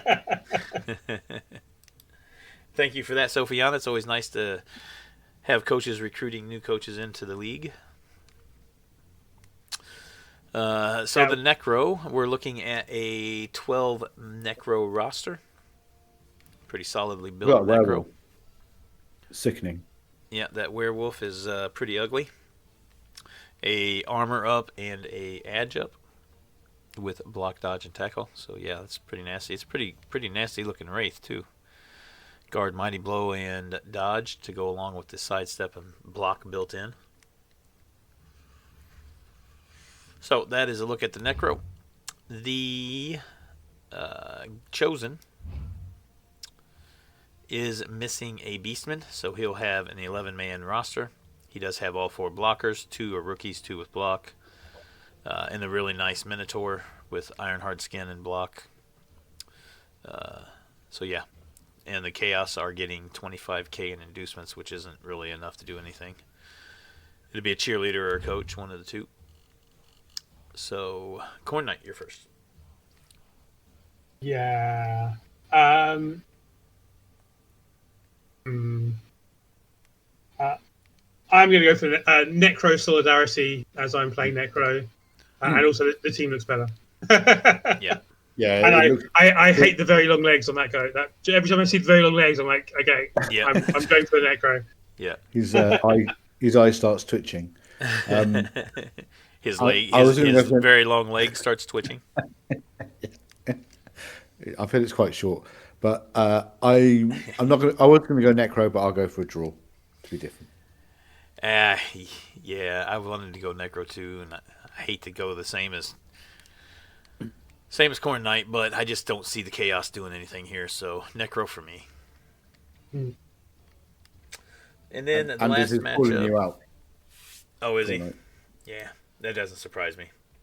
I dislike very long legs because I've spent 600 games playing Slan or Kislev, and it's awful even when the team's built around it.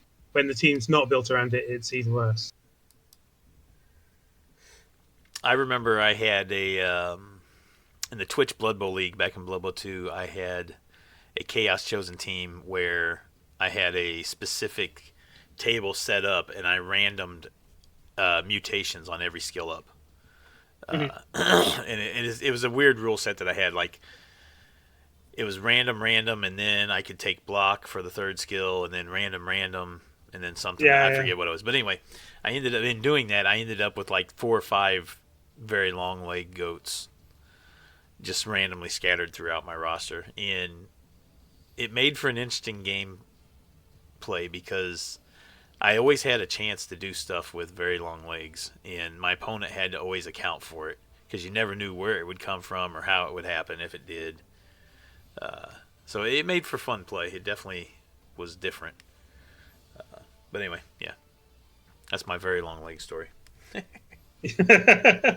I mean, like I've seen some very long legs, really scary built players after a bunch of skills type thing. Yeah. And as I said, I've played a lot of very long legs leap team, and as just my own, it's like my Vietnam flashback, thing going on the back of my head every time I see it. Yeah. All right. Last matchup is Weljamir's Underworld against the new replacement orc team of Flute Cat. So we'll look at the Underworld first. He is at the top of the table, sitting at 1295. We was looking at this roster earlier. He'll have 14 going in this one, as he's missing a Goblin. And obviously he's got the three really good players at the top, the Gutter Runner, the Skaven Blitzer, and the Rat Ogre Snoo Snoo. So that is the Underworld at $12.95. The Orcs at $12.05. And again, this is a new Orc team that just joined the league. He did start with 3 free agents: Chiara, the Biggin, the really good Blitzer, Taxdog, and the Thrower Price are the 3 free agents. Looks like he actually got 6 SPP on one of his Blitzers in his first game, so he could take a skill up there. But yeah, this is the new replacement coach. He did get a win in his first match, so Yeah.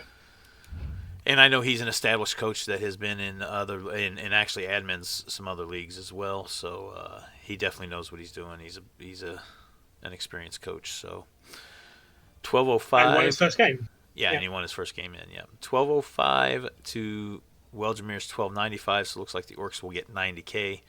Not ideal for the Underworld at this point. He would probably rather be the underdog, but in this matchup he won't be. So that's all.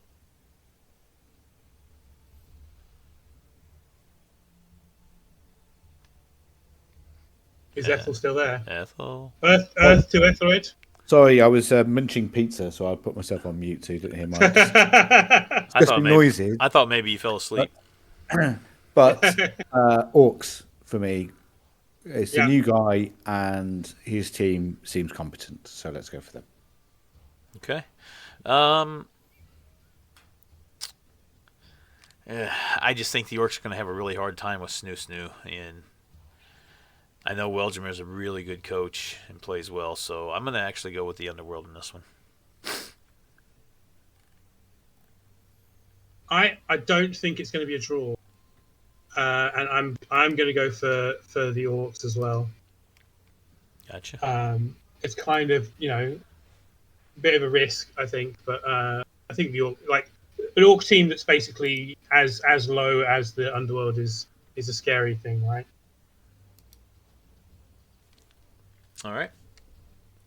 That was it for the NFC. So on to the WFC. We did miss Anders talking about the final game that he had against Weljamir being a all chaos, all goat, complete random skills. Yeah. Chosen by my opponent on his TT league, which is crazy. All chaos, all Although completely random skills chosen. Yeah. One on kicks, is that? Yeah, well, it says final to penalty kicks. So yeah, must have been on kicks. Yeah, yeah. We had a random chaos, a chaos all randoms league with a few of us at one point. It was quite fun. Yeah, we did, didn't we? Yep. Yeah. All right. The WFC. 1 second here. Okay. WFC. We have Detox in the Amazons going up against the Khorn of Tim Dog. Is every division start with Amazons? Is this? It seems like it, doesn't it? Yeah. It's for you. Tim Dog's Khorn is in the middle of the table at 1460. The Amazons from Detox 3 points ahead of him, or 1 game ahead of him, with the Amazons at 890. I know Detox's team's been pretty beat up, but he does still continue to win with them. So the Khorn sitting at a 12 Khorn roster, 3 rookie Bloodseekers, 3 Khorn Gore now. Got Ironhard Skin on the Blood Spawn with block. So pretty solid looking Khorn team starting off there. And Detox's Amazons. Tim Dog, by the way, is at 1460. So it looks like a lot of inducements to the Zons here. He is missing one of his blockers, so he'll have 1 rookie blocker. He's got 1 blitzer. 4, 5, And 6, two 7, two 8, players? 9. Yeah, and 2 players. I think. What about Cash? Yeah, I think he was planning on doing a free agent if he hadn't yet. I don't think he had already. Let me just double check here real quick. Free agent bids. Oh wait, no, he's missing 3 players. I missed the blocker at the top. Yeah, he's missing the blocker. No, but he's got 4, 5, 6, 7, 8. Yeah, he's missing 8. So he's got Pippa is a free agent. Ishtar is a free agent. And I think that's the only 2 free agents he has. Yeah, so he has room for a 3rd free agent if he wanted to go that route. Yeah. This is a nice looking blocker. Blitzer. Yep. So he hasn't put a bid in yet, but he still could. He's still got time. So Does that anyway, blitzer not have block or wrestle? it does not. Strip, fend, catch, and shadowing? Actually, no. He's got 3 free agents. Vexafang is a free agent for him as well. Yep. Ah.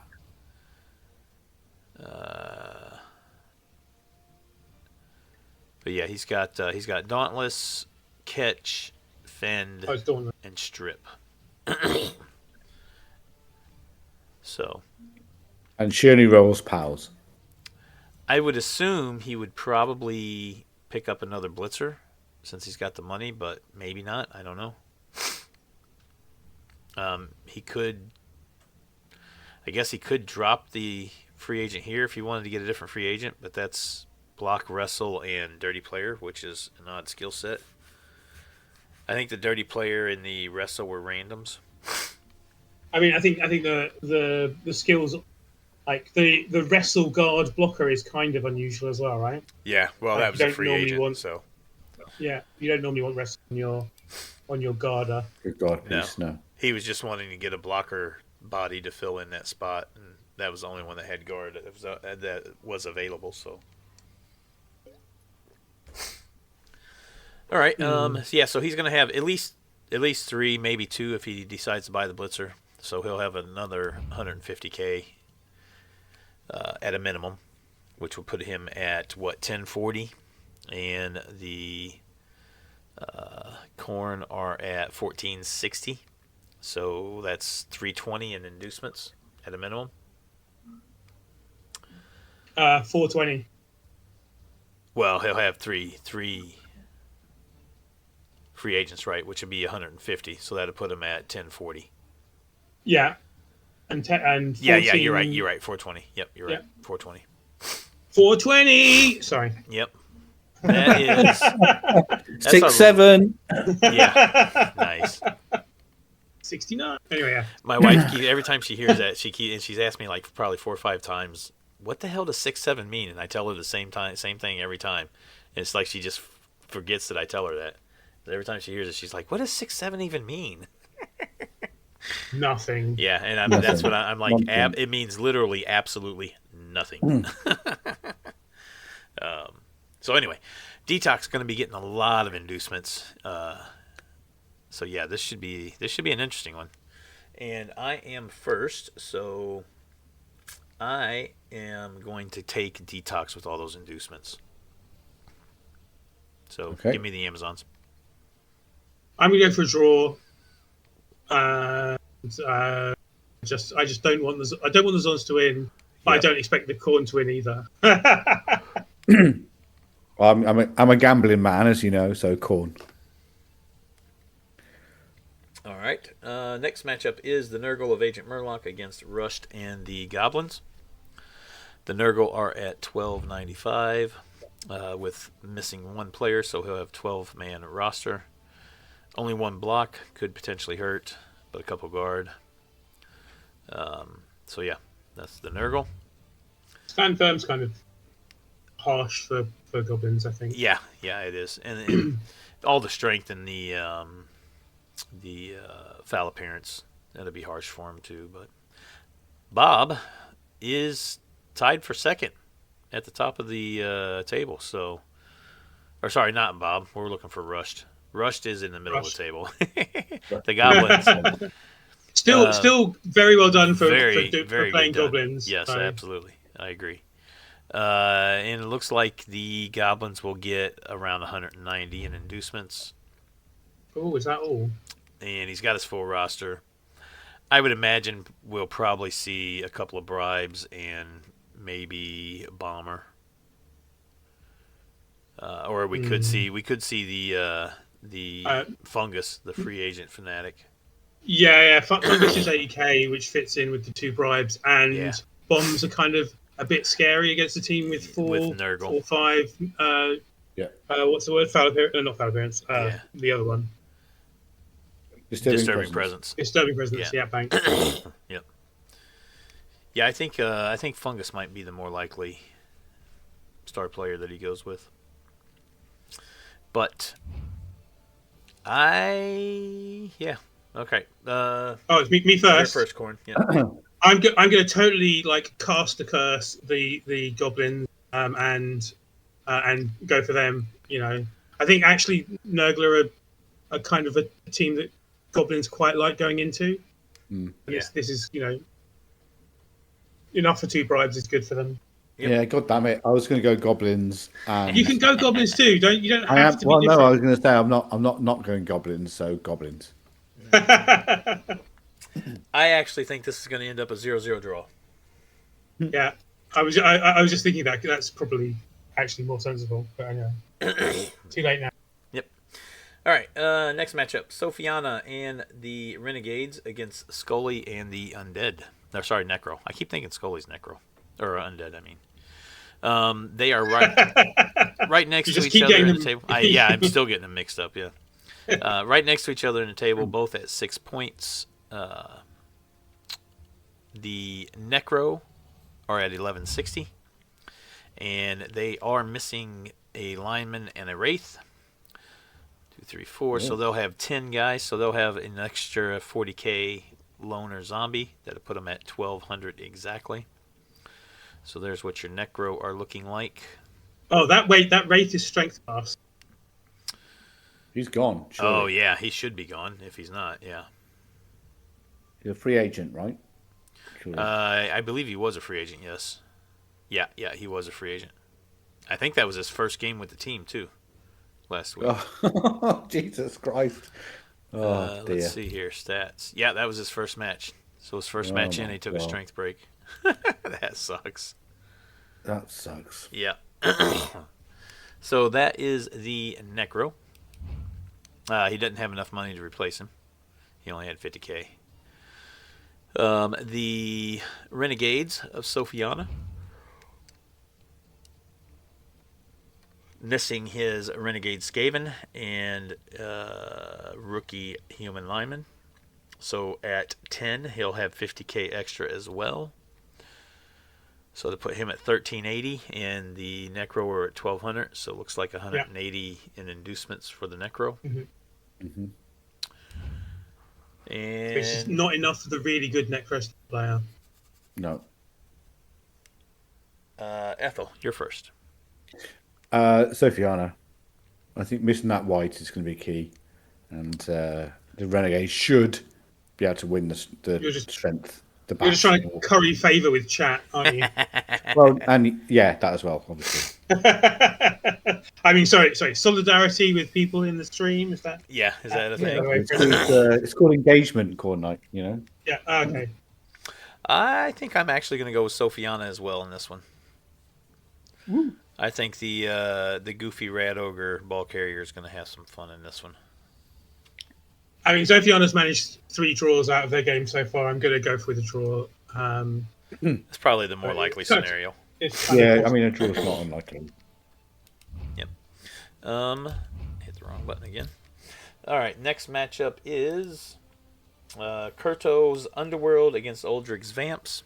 Kurto at the bottom of the table, Uldrig on the top half. The Vamps are at 1390 with 5 Vamps and a whole bunch of Thralls. He will have 13 going in this game. So, block dodge across the board on every Vamp. That's scary as hell. Yeah. This is not a vampire team I'm looking forward to matching up against, and I still have not played him yet. So, yeah. Time to buy the 6th Vamp? Just 5's not enough, that's for sure. Yeah, I don't know. Or potentially a free agent if he doesn't have 3 already. Yeah. I think he has 2 for sure. Let's see Well, here. number 3, I think, will be free agent, right? He has. Oh, he's only got one. The Blitzard Morgan Holy. Shade is a free agent. Yeah. The other 4 are homegrown. So he could get another Blitzer free agent. He's got 180K, so. Or probably Or not the enough money for Varg. a Varg free agent then. I don't know that he's not the type of player that typically He's a non-Varger. goes for big hits, right? So I don't see him being a Varg coach, but I don't know. We'll see. Time to tell. He's a type of vampire player and coach that he likes to utilize their speed and their agility, Yeah. and not He worry looks about like hits. he looks like a strength 4 elf coach. That's Yeah. what he looks like to me. Yeah, basically. Exactly. So 1390 currently, and the Underworld are at 110. They are Missing a player. 2 players. Yep. So that means they'll have a 40K Gabo added, Goblin. Yeah. which put them at 1050. So yep, yeah. That is the Underworld. So another 340 TV of inducements as well. 1050. Yep, 340 in inducements to the Underworld. I don't think it's going to matter. I think Oldrig's the better coach, and he's a very good vampire coach, so I'm definitely going to go with the Vamps. Yeah, I'm really boring and go for Aldrich as well. God, what a choice. Yeah, Vamps as well. I think I can't see the Underworld even with that inducements. Yeah. I mean, they're also the Underworld are also pretty beaten up. The Gutter Runner's got armor down. The Thrower's missing his armor down now as well. We'll skip mine. We'll come back to it. They don't even have a Rat Ogre. No, they'd have one. Oh, they do. They do. It's got no skills. Sorry. Yeah. It was hiding It's next a to the rookie. Blitzer. My bad. Yep. Yeah. We'll skip my matchup and come back to it. The second to last matchup is the Humans of Duke versus the Rats of Code Goon. The Rats are right in the middle. Duke is in third place. They're 4 points away from each other. Humans are at 1440. Full 11-man roster. No, 10 man. Oh wait, no. You said Skaven and you look at humans. My bad. Yeah, I'm looking at the Humans. Sorry, if I said Skaven, I meant Humans. Yeah. But yeah, Humans got their full 11-man roster, and are at 1440.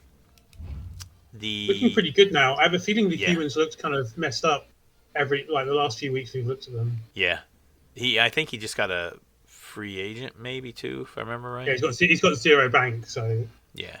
he spent it on something. The Rats are at 10 players, as Khornight alluded to just a bit ago.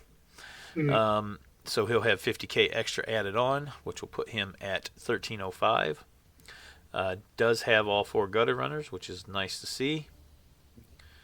And a block jugs rat ogre was nice as well. So yeah, 1305 for the Rats. So 135 in June. Yeah, to the Rats. Khornight, you're first. This is a tough one.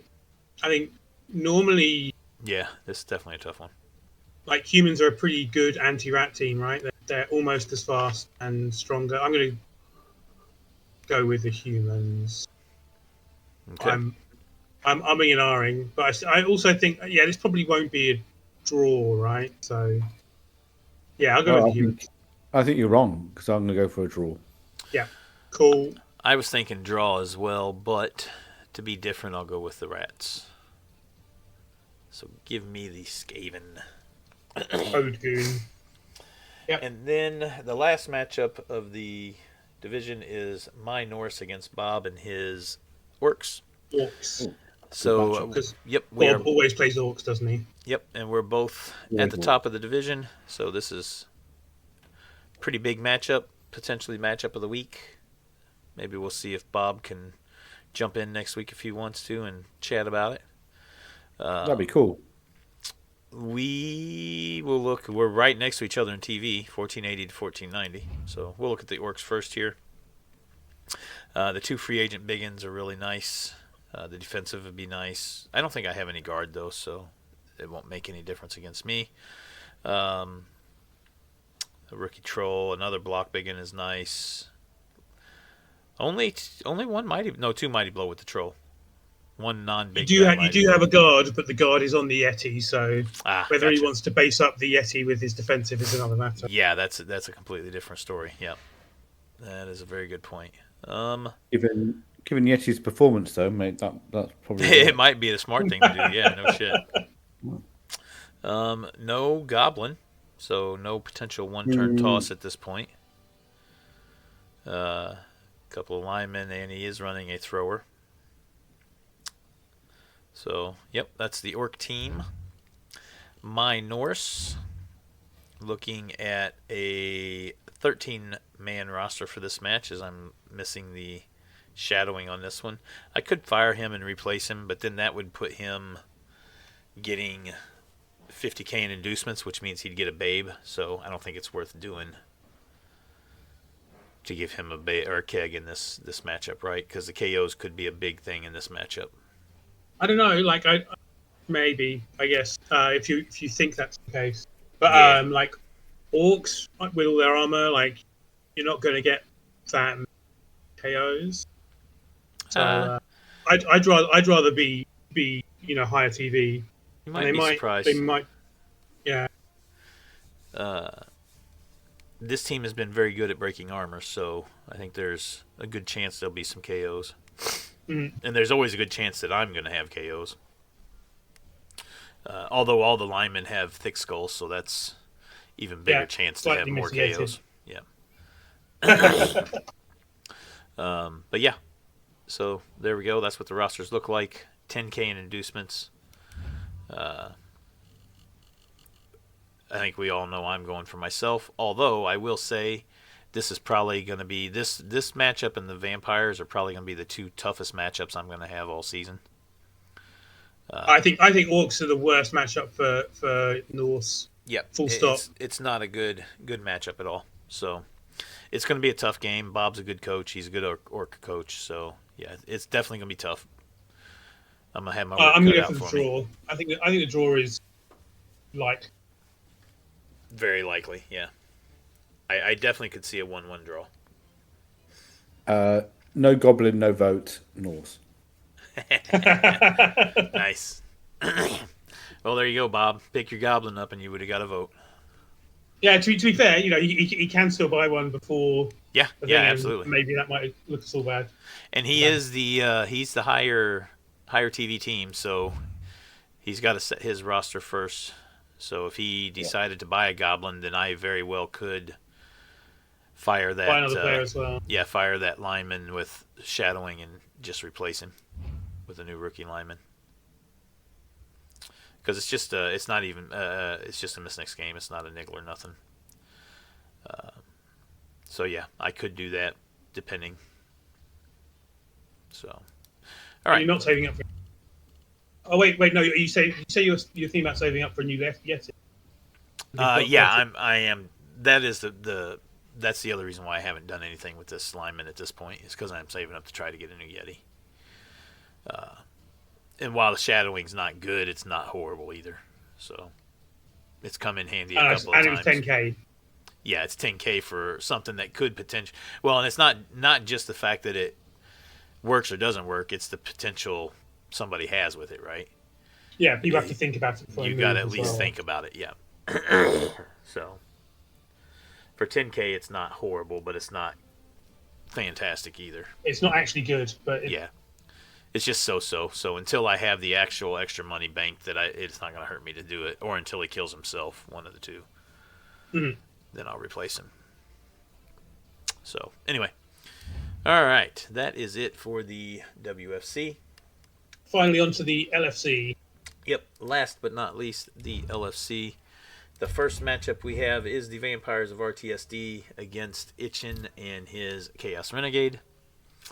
That's going to be a good game. Yeah, it is. RTSD in third and Itchin in fifth, or tied for fourth, actually. But Vampires versus the Renegades. And the Vampires are way higher in TV. Looks like 275. Potentially in inducements here. And the vampires are missing a thrall as well, so they'll only have 5 thralls currently for a 12-man roster. Itchin. Well, it didn't seem to do them that bad when they only had 4 against me. So five is a positive. You know, Positive, yeah. Itchin does have all 12 on his roster going. So yeah, it's Renegades. You know, anything can happen with Renegades, and it's vampires, which are very chaotic. You know, Very dicey. this is going to be a pretty dice heavy game. I mean, lots of dice getting thrown around here. Oh man, this is tough because he's given him Yeah. so many inducements. 275 in inducements for Renegades. Oh wow. Yeah. That's potentially another strength 5 guy, right? That's Borak as well as Yeah. the 3 big guys.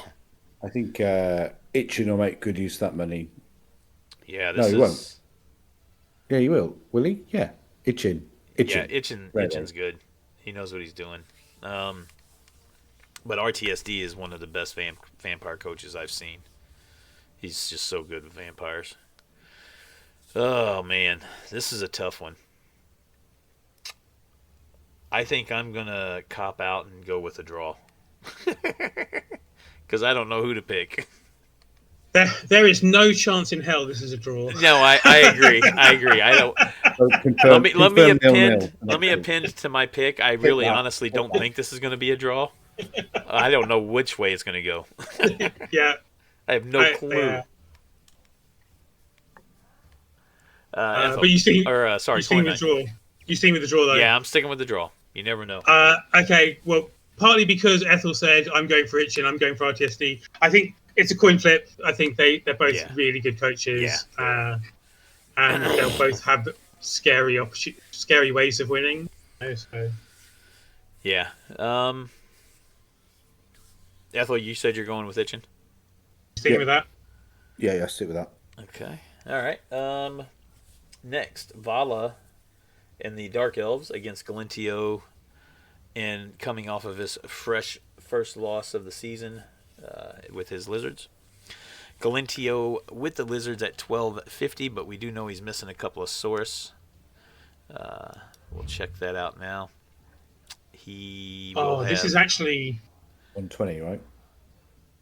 Yeah, he'll have 120 unless he doesn't have money to replace nobody. So he'll have 120 with 2 loner skinks coming in. That'll put him at 1370. Yeah. With only 4 Saurus and a Crocs. But all of those guys have block. Yeah, and if there's ever a game to be missing 2 Saurus, it would be going against a team like Dark Elves. Who are also missing a player. Yeah, and they're at 1290. They're missing So 2 players. So they're on 10. Yeah, they're they'll have 1 loner at 70, right? Yeah. Which put them at 1350. So it'd only be 20k in inducements. Does have the block. And this is tough, right? Because Dark Elves or Elves in general are a scary prospect for Lizards. For Lizards, right? Punching skinks. So easy. He's got the Blodge Stepper too to be in the mix with all those skinks. That's going to be a pain in the ass for the skinks for sure. He's got the Juggernaut Witch Elf. So yeah, this is definitely going to be. This will be a good game too, I think. Khornight, you're first. I mean, no offense, but I think Galentio is possibly, as shown by his record so far, the better coach and will win by that. But it's not a good team matchup for him. Yeah. All right, Ethel. Yeah, which is why I'll go for the Dark Elves for this matchup. Yeah. And your Dark Elf solidarity. And Dark Elf solidarity. I do think just Elf solidarity, actually. I do think Galentio's probably the little bit better coach. But Yeah, I agree with that. I think the matchup and the skills that are going to be in the game, I think, favor the Dark Elves. So I'm going to go with Vala too and take the Dark Elves. The next one, Ethel with his Norse with his newly freshly minted Yeti-less dwarves going up against Jesus. Dracnian never and the end. Chosen. Right. Who have we got? Chosen. So the Chosen, the Chosen are at 1290 with a 11-man roster. So his team is set. Does have the one really nice blocker with tackle. Two claws that are going to have almost no effect in this game. The only Almost effect no it would have would be on the Ulfs. Yep. And at 1290, going up against Ethel, who is right above Dracnian in the table. The Norse are at 1130. Missing a couple linemen, so that will put him at 11 exactly. So there's the Norse roster at 11:30. 160 of inducements difference. Okay. I think we all know who Ethel's taking. Yeah. Uh, I'm Dracnian? Khornight, to be honest. Are we both good for Dracnian? Is that what you're saying? Actually, I think I'm gonna go with Ethel in this one. I'm gonna have that Norse solidarity going. Thanks, man. I mean, my luck's got to change, right? I think that's how it works, isn't it? At some point, you're gonna roll some decent dice, right?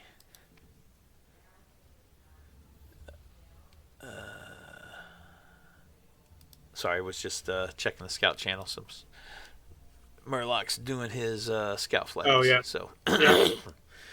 next matchup is Plasmid against Meekernator. Meekernator's running the Orcs, and Plasmid at the bottom of the table running the Khorn.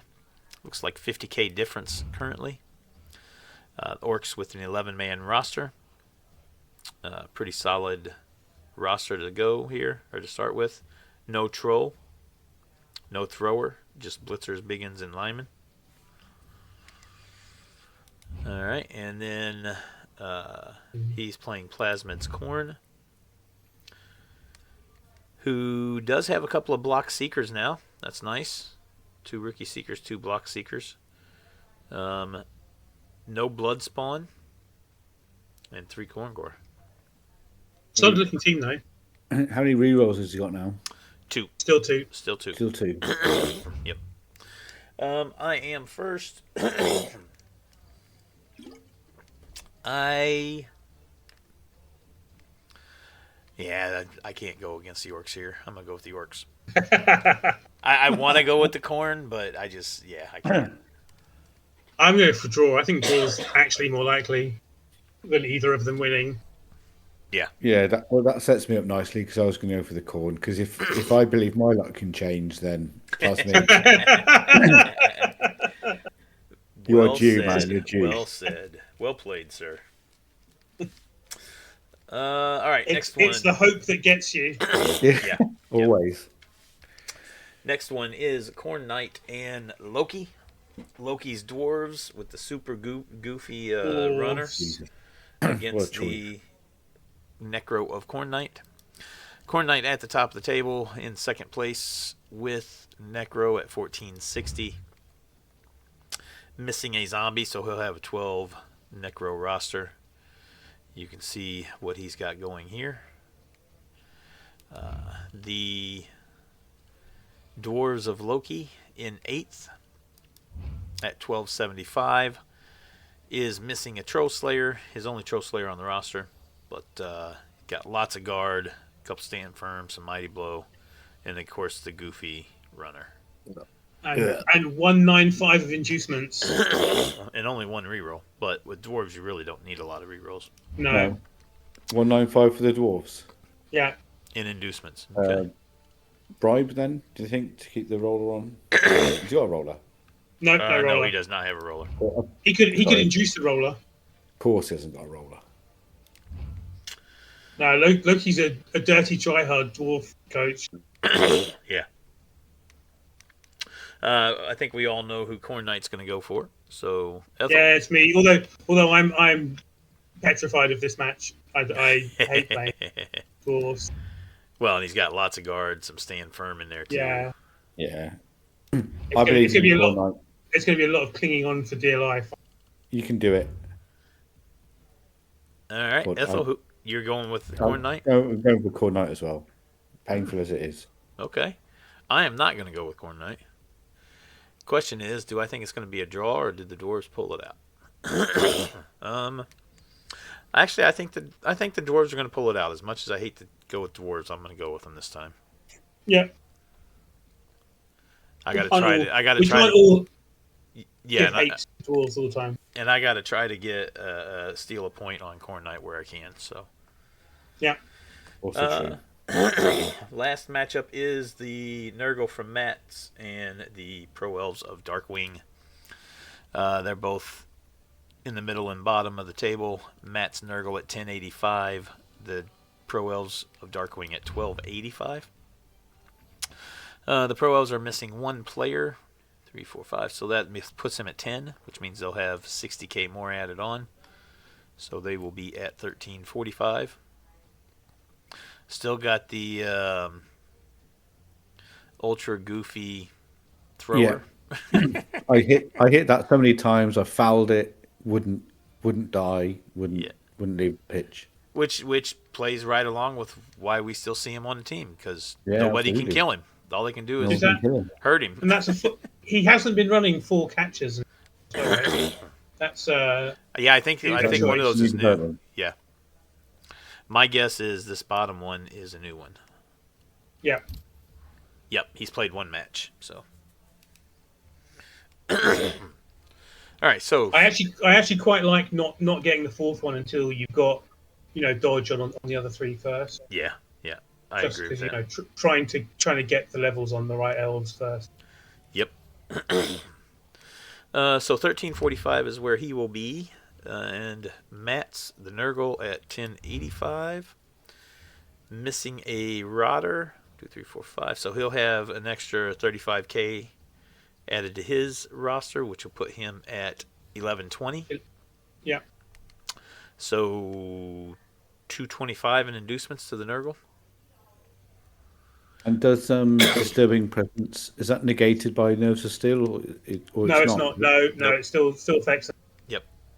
That's what I thought. He only has 3 bloaters, so that is something to keep in mind here. He does have enough money; he could buy a new rookie one if he wanted. He could be potentially waiting for a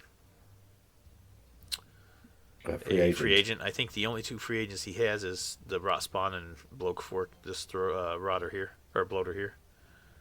I think. Oh, actually, Foul Rush is a. No, I don't think. Well, maybe he is. Foul Rush could be a free agent as well. But anyway, he does have enough money to replace the Bloater if he wanted to. And the TV difference is, well, like I think if he doesn't replace him, he can get an okay star player. But if he does replace him, he probably can only get a bribe or something. Yeah. So it might push him into worse inducement territory. Yeah, but if he did. I still think I prefer having the bloater, right? I would too, just because it's, if you can get it, you should, because they're hard enough to get SPP on, so you don't want to. I mean, every game you can have him on the pitch is better chance of getting an SPP. Unless you're saving up for one. And Like he's going against predominantly low armor team here, so he has a chance to get a lot more SPP on him in this game. So, Ethel, you're first. Nurgle for me. Yeah, I think the Nurgle. This is such a bad matchup for Pro Elves, so I'm going to go Nurgle as well. And I know that Darkwing likes to pass with this team, so Yeah. More than he should. yeah. I'm also going for Matt too. Yeah. And the Union have got a frenzy blitzer, so there could be some trap set on that if he is sensible. Yeah, he is a very good coach, right? So Yeah. although I feel like he might be. Is this a building your team? No, it can't. Yeah. Is he playing them too much? Like build them up for later. Yeah, on? build. Yep. But All right, so that is it for the predictions.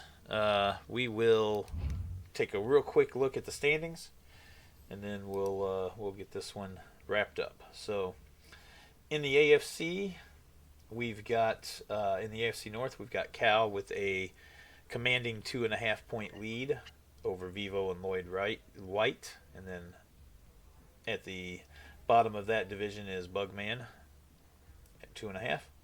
In the Central, we've got Squirm in the lead, slim lead there, half-point lead over Doc Oz in second, and then Mamudis is a half-point behind that, and Nick is still within range as well, sitting at 2 points. In the South, we've got the Vamps of Elarisha at 4.5.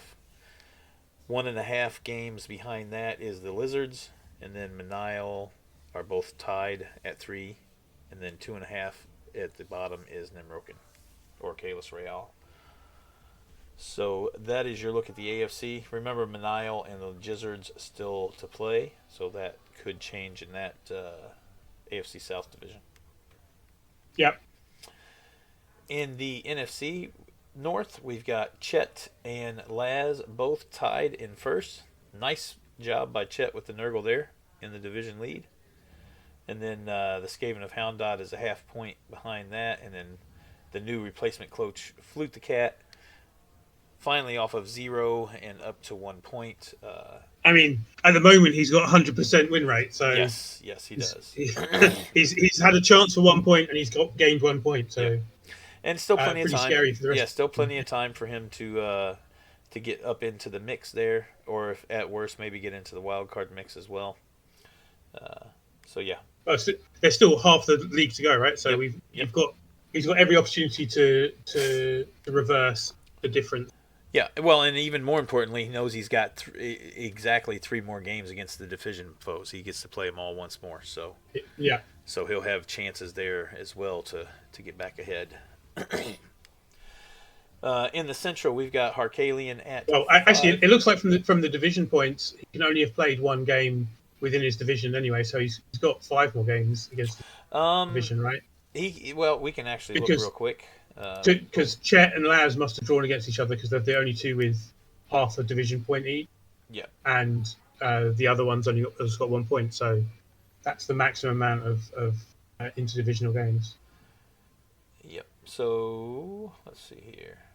Nope. He has already played all of his divisional matchups this time, or for the first round. He lost on all of them. But then, how does the other teams only have half a point? Or sorry. I was looking at the wrong division, or wrong conference. I was looking at the AFC. He has not one there. He does have 1 against Laz still to play. Yeah. And he's got 1 against Chet still to play. There you go. That's it. So yeah, he's played 1. So he's played 1 and got 2 to go. Yep. Yeah. Well, 5 because there'll be the 3 others as well. And then the remaining 3. Yep, correct. He's got 2 before we get to the divisional matchups. Yep. Yeah. So he's got plenty of time. Plenty of time to make a comeback, but there's not a whole lot of room for variance. For error. Yeah. Or Blood Bowl being Blood Bowl, basically. Yeah, exactly.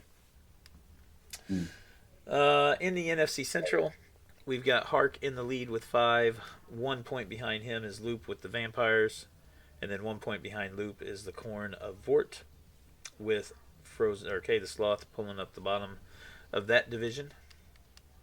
In the South, we've got the Amazons from Colon at 5.5.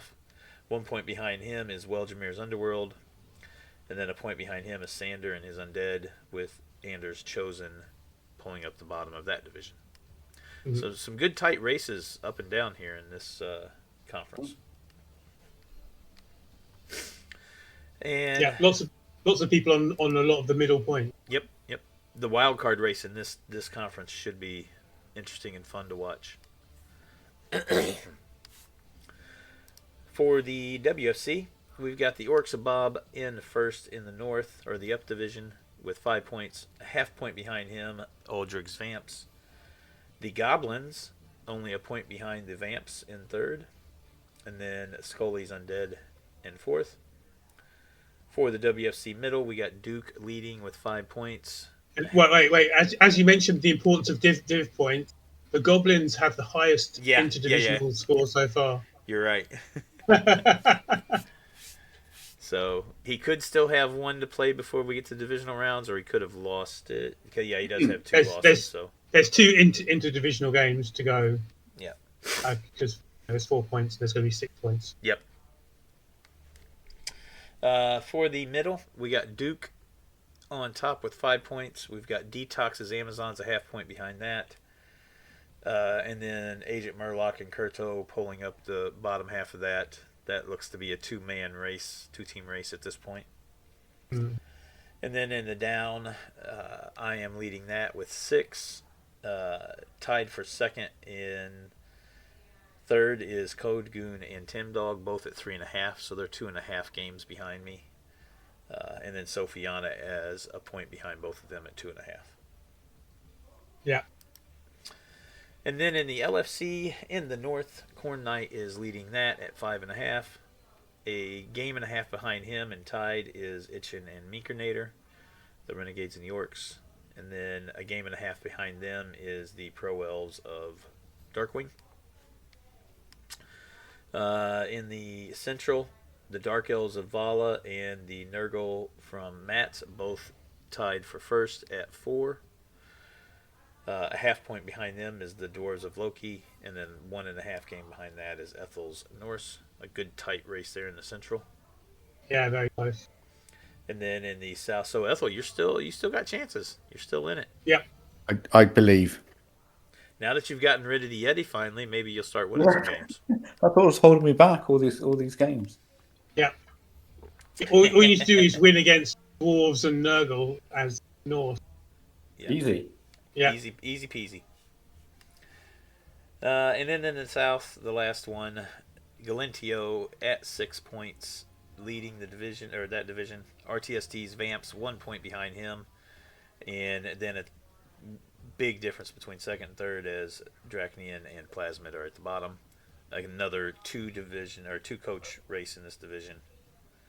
That should be a nice race to watch it play out the rest of the season. I dare say that whoever does not win that division will be one of the wild cards. I mean, obviously, I think what's more interesting is I think the vampires are just going to get stronger and stronger, right? Yeah, So, yeah, absolutely. That's going to be scary for Galentio. Yep. Well, he's already played him, though, right? Oh, he's going to play him again, though. You know. Yeah, he's got to play him a second time, but he did get to win the first time. As you can see, he's at 3 on div points, which is the most you can get until week 12. So, and then we can take a look quickly at the playoffs. That's basically what we got. The league or division leaders in each, and then the top 2 wildcard teams. So you can see there which teams are set for the playoffs currently. Mm-hmm. And then we can look at if the playoffs were to start today.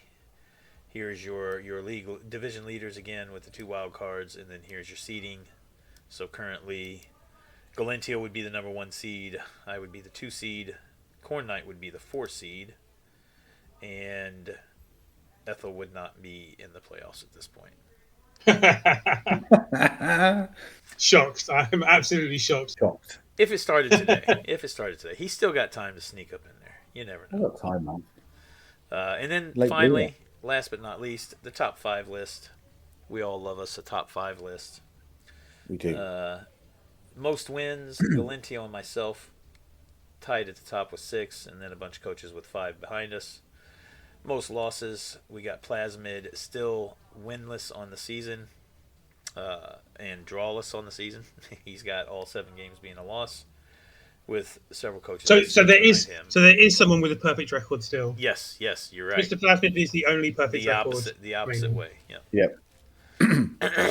Yep. Most touchdowns scored, RTSD was 17. No surprise there with Vampires. They typically score a lot of points. And then Khornight in second place there with 14. Oh, Jesus. I think Ethel may have helped with that with his. Yeah, I think His 4-0 I think I Let deserve- me score 4. You see, I deserve almost a scored mention on 5. that today, I think. you see what you did, Ethel? You put him there. Oh my God. I hate myself.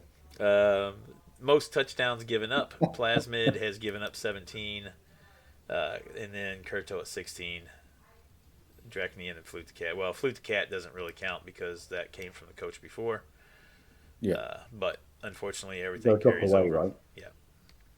And then over here on the right, we've got the best defense currently is Galentio with a only allowing 2 touchdowns in 7 games. And then Khornight and myself have only allowed 3, as we're tied for second.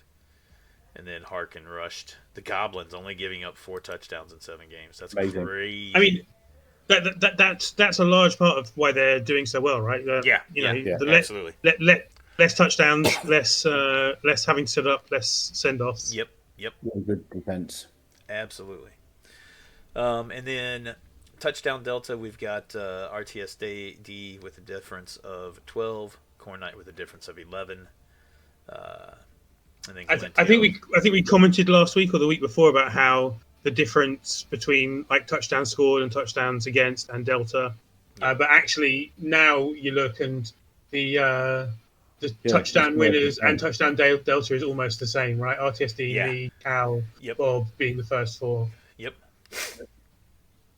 And then the last sets of tables, we've got the Kaz, most Kaz caused, Weljamir's Underworld at 24, Tim Dog at 23, Khornight in third at 22, and then I'm tied in fourth with Sophiana at 20.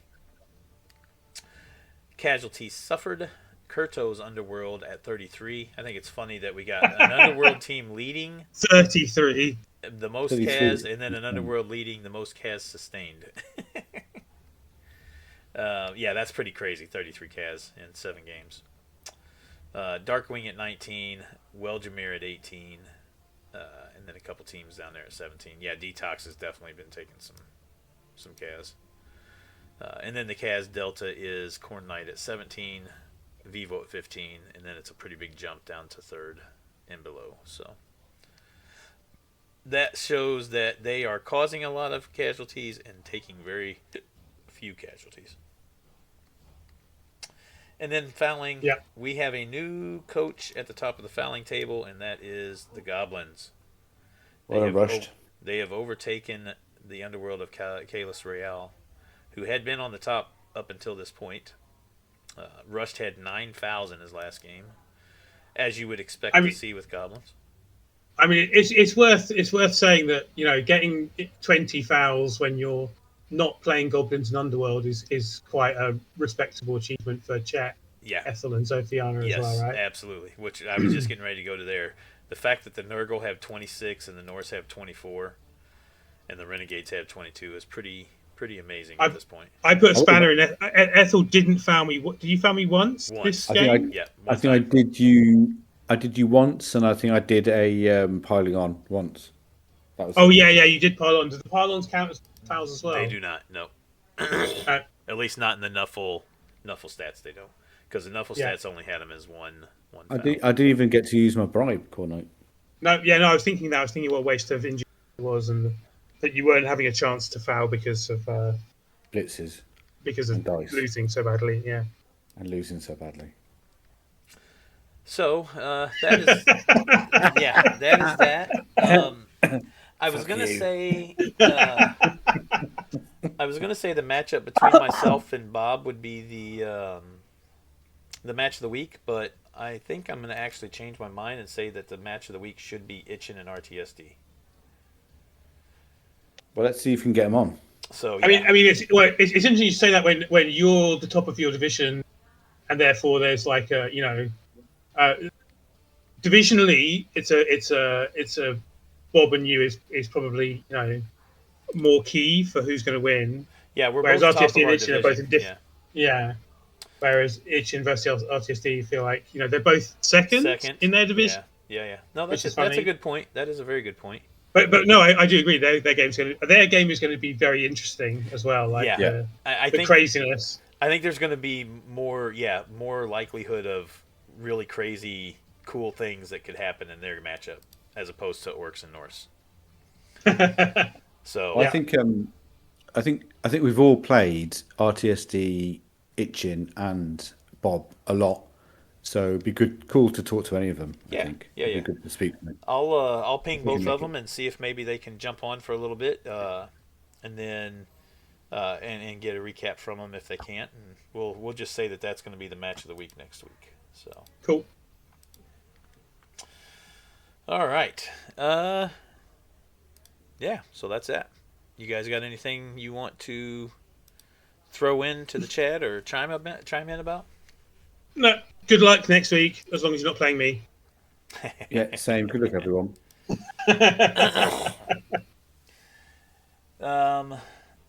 Just And looking kept it at to get to a crisp 4 hours this week.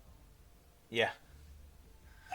It wasn't quite 4 hours. We got on at, I think we started right around 3. No, 3. It's 3 hours. Sorry, no, it's 3. So I can look.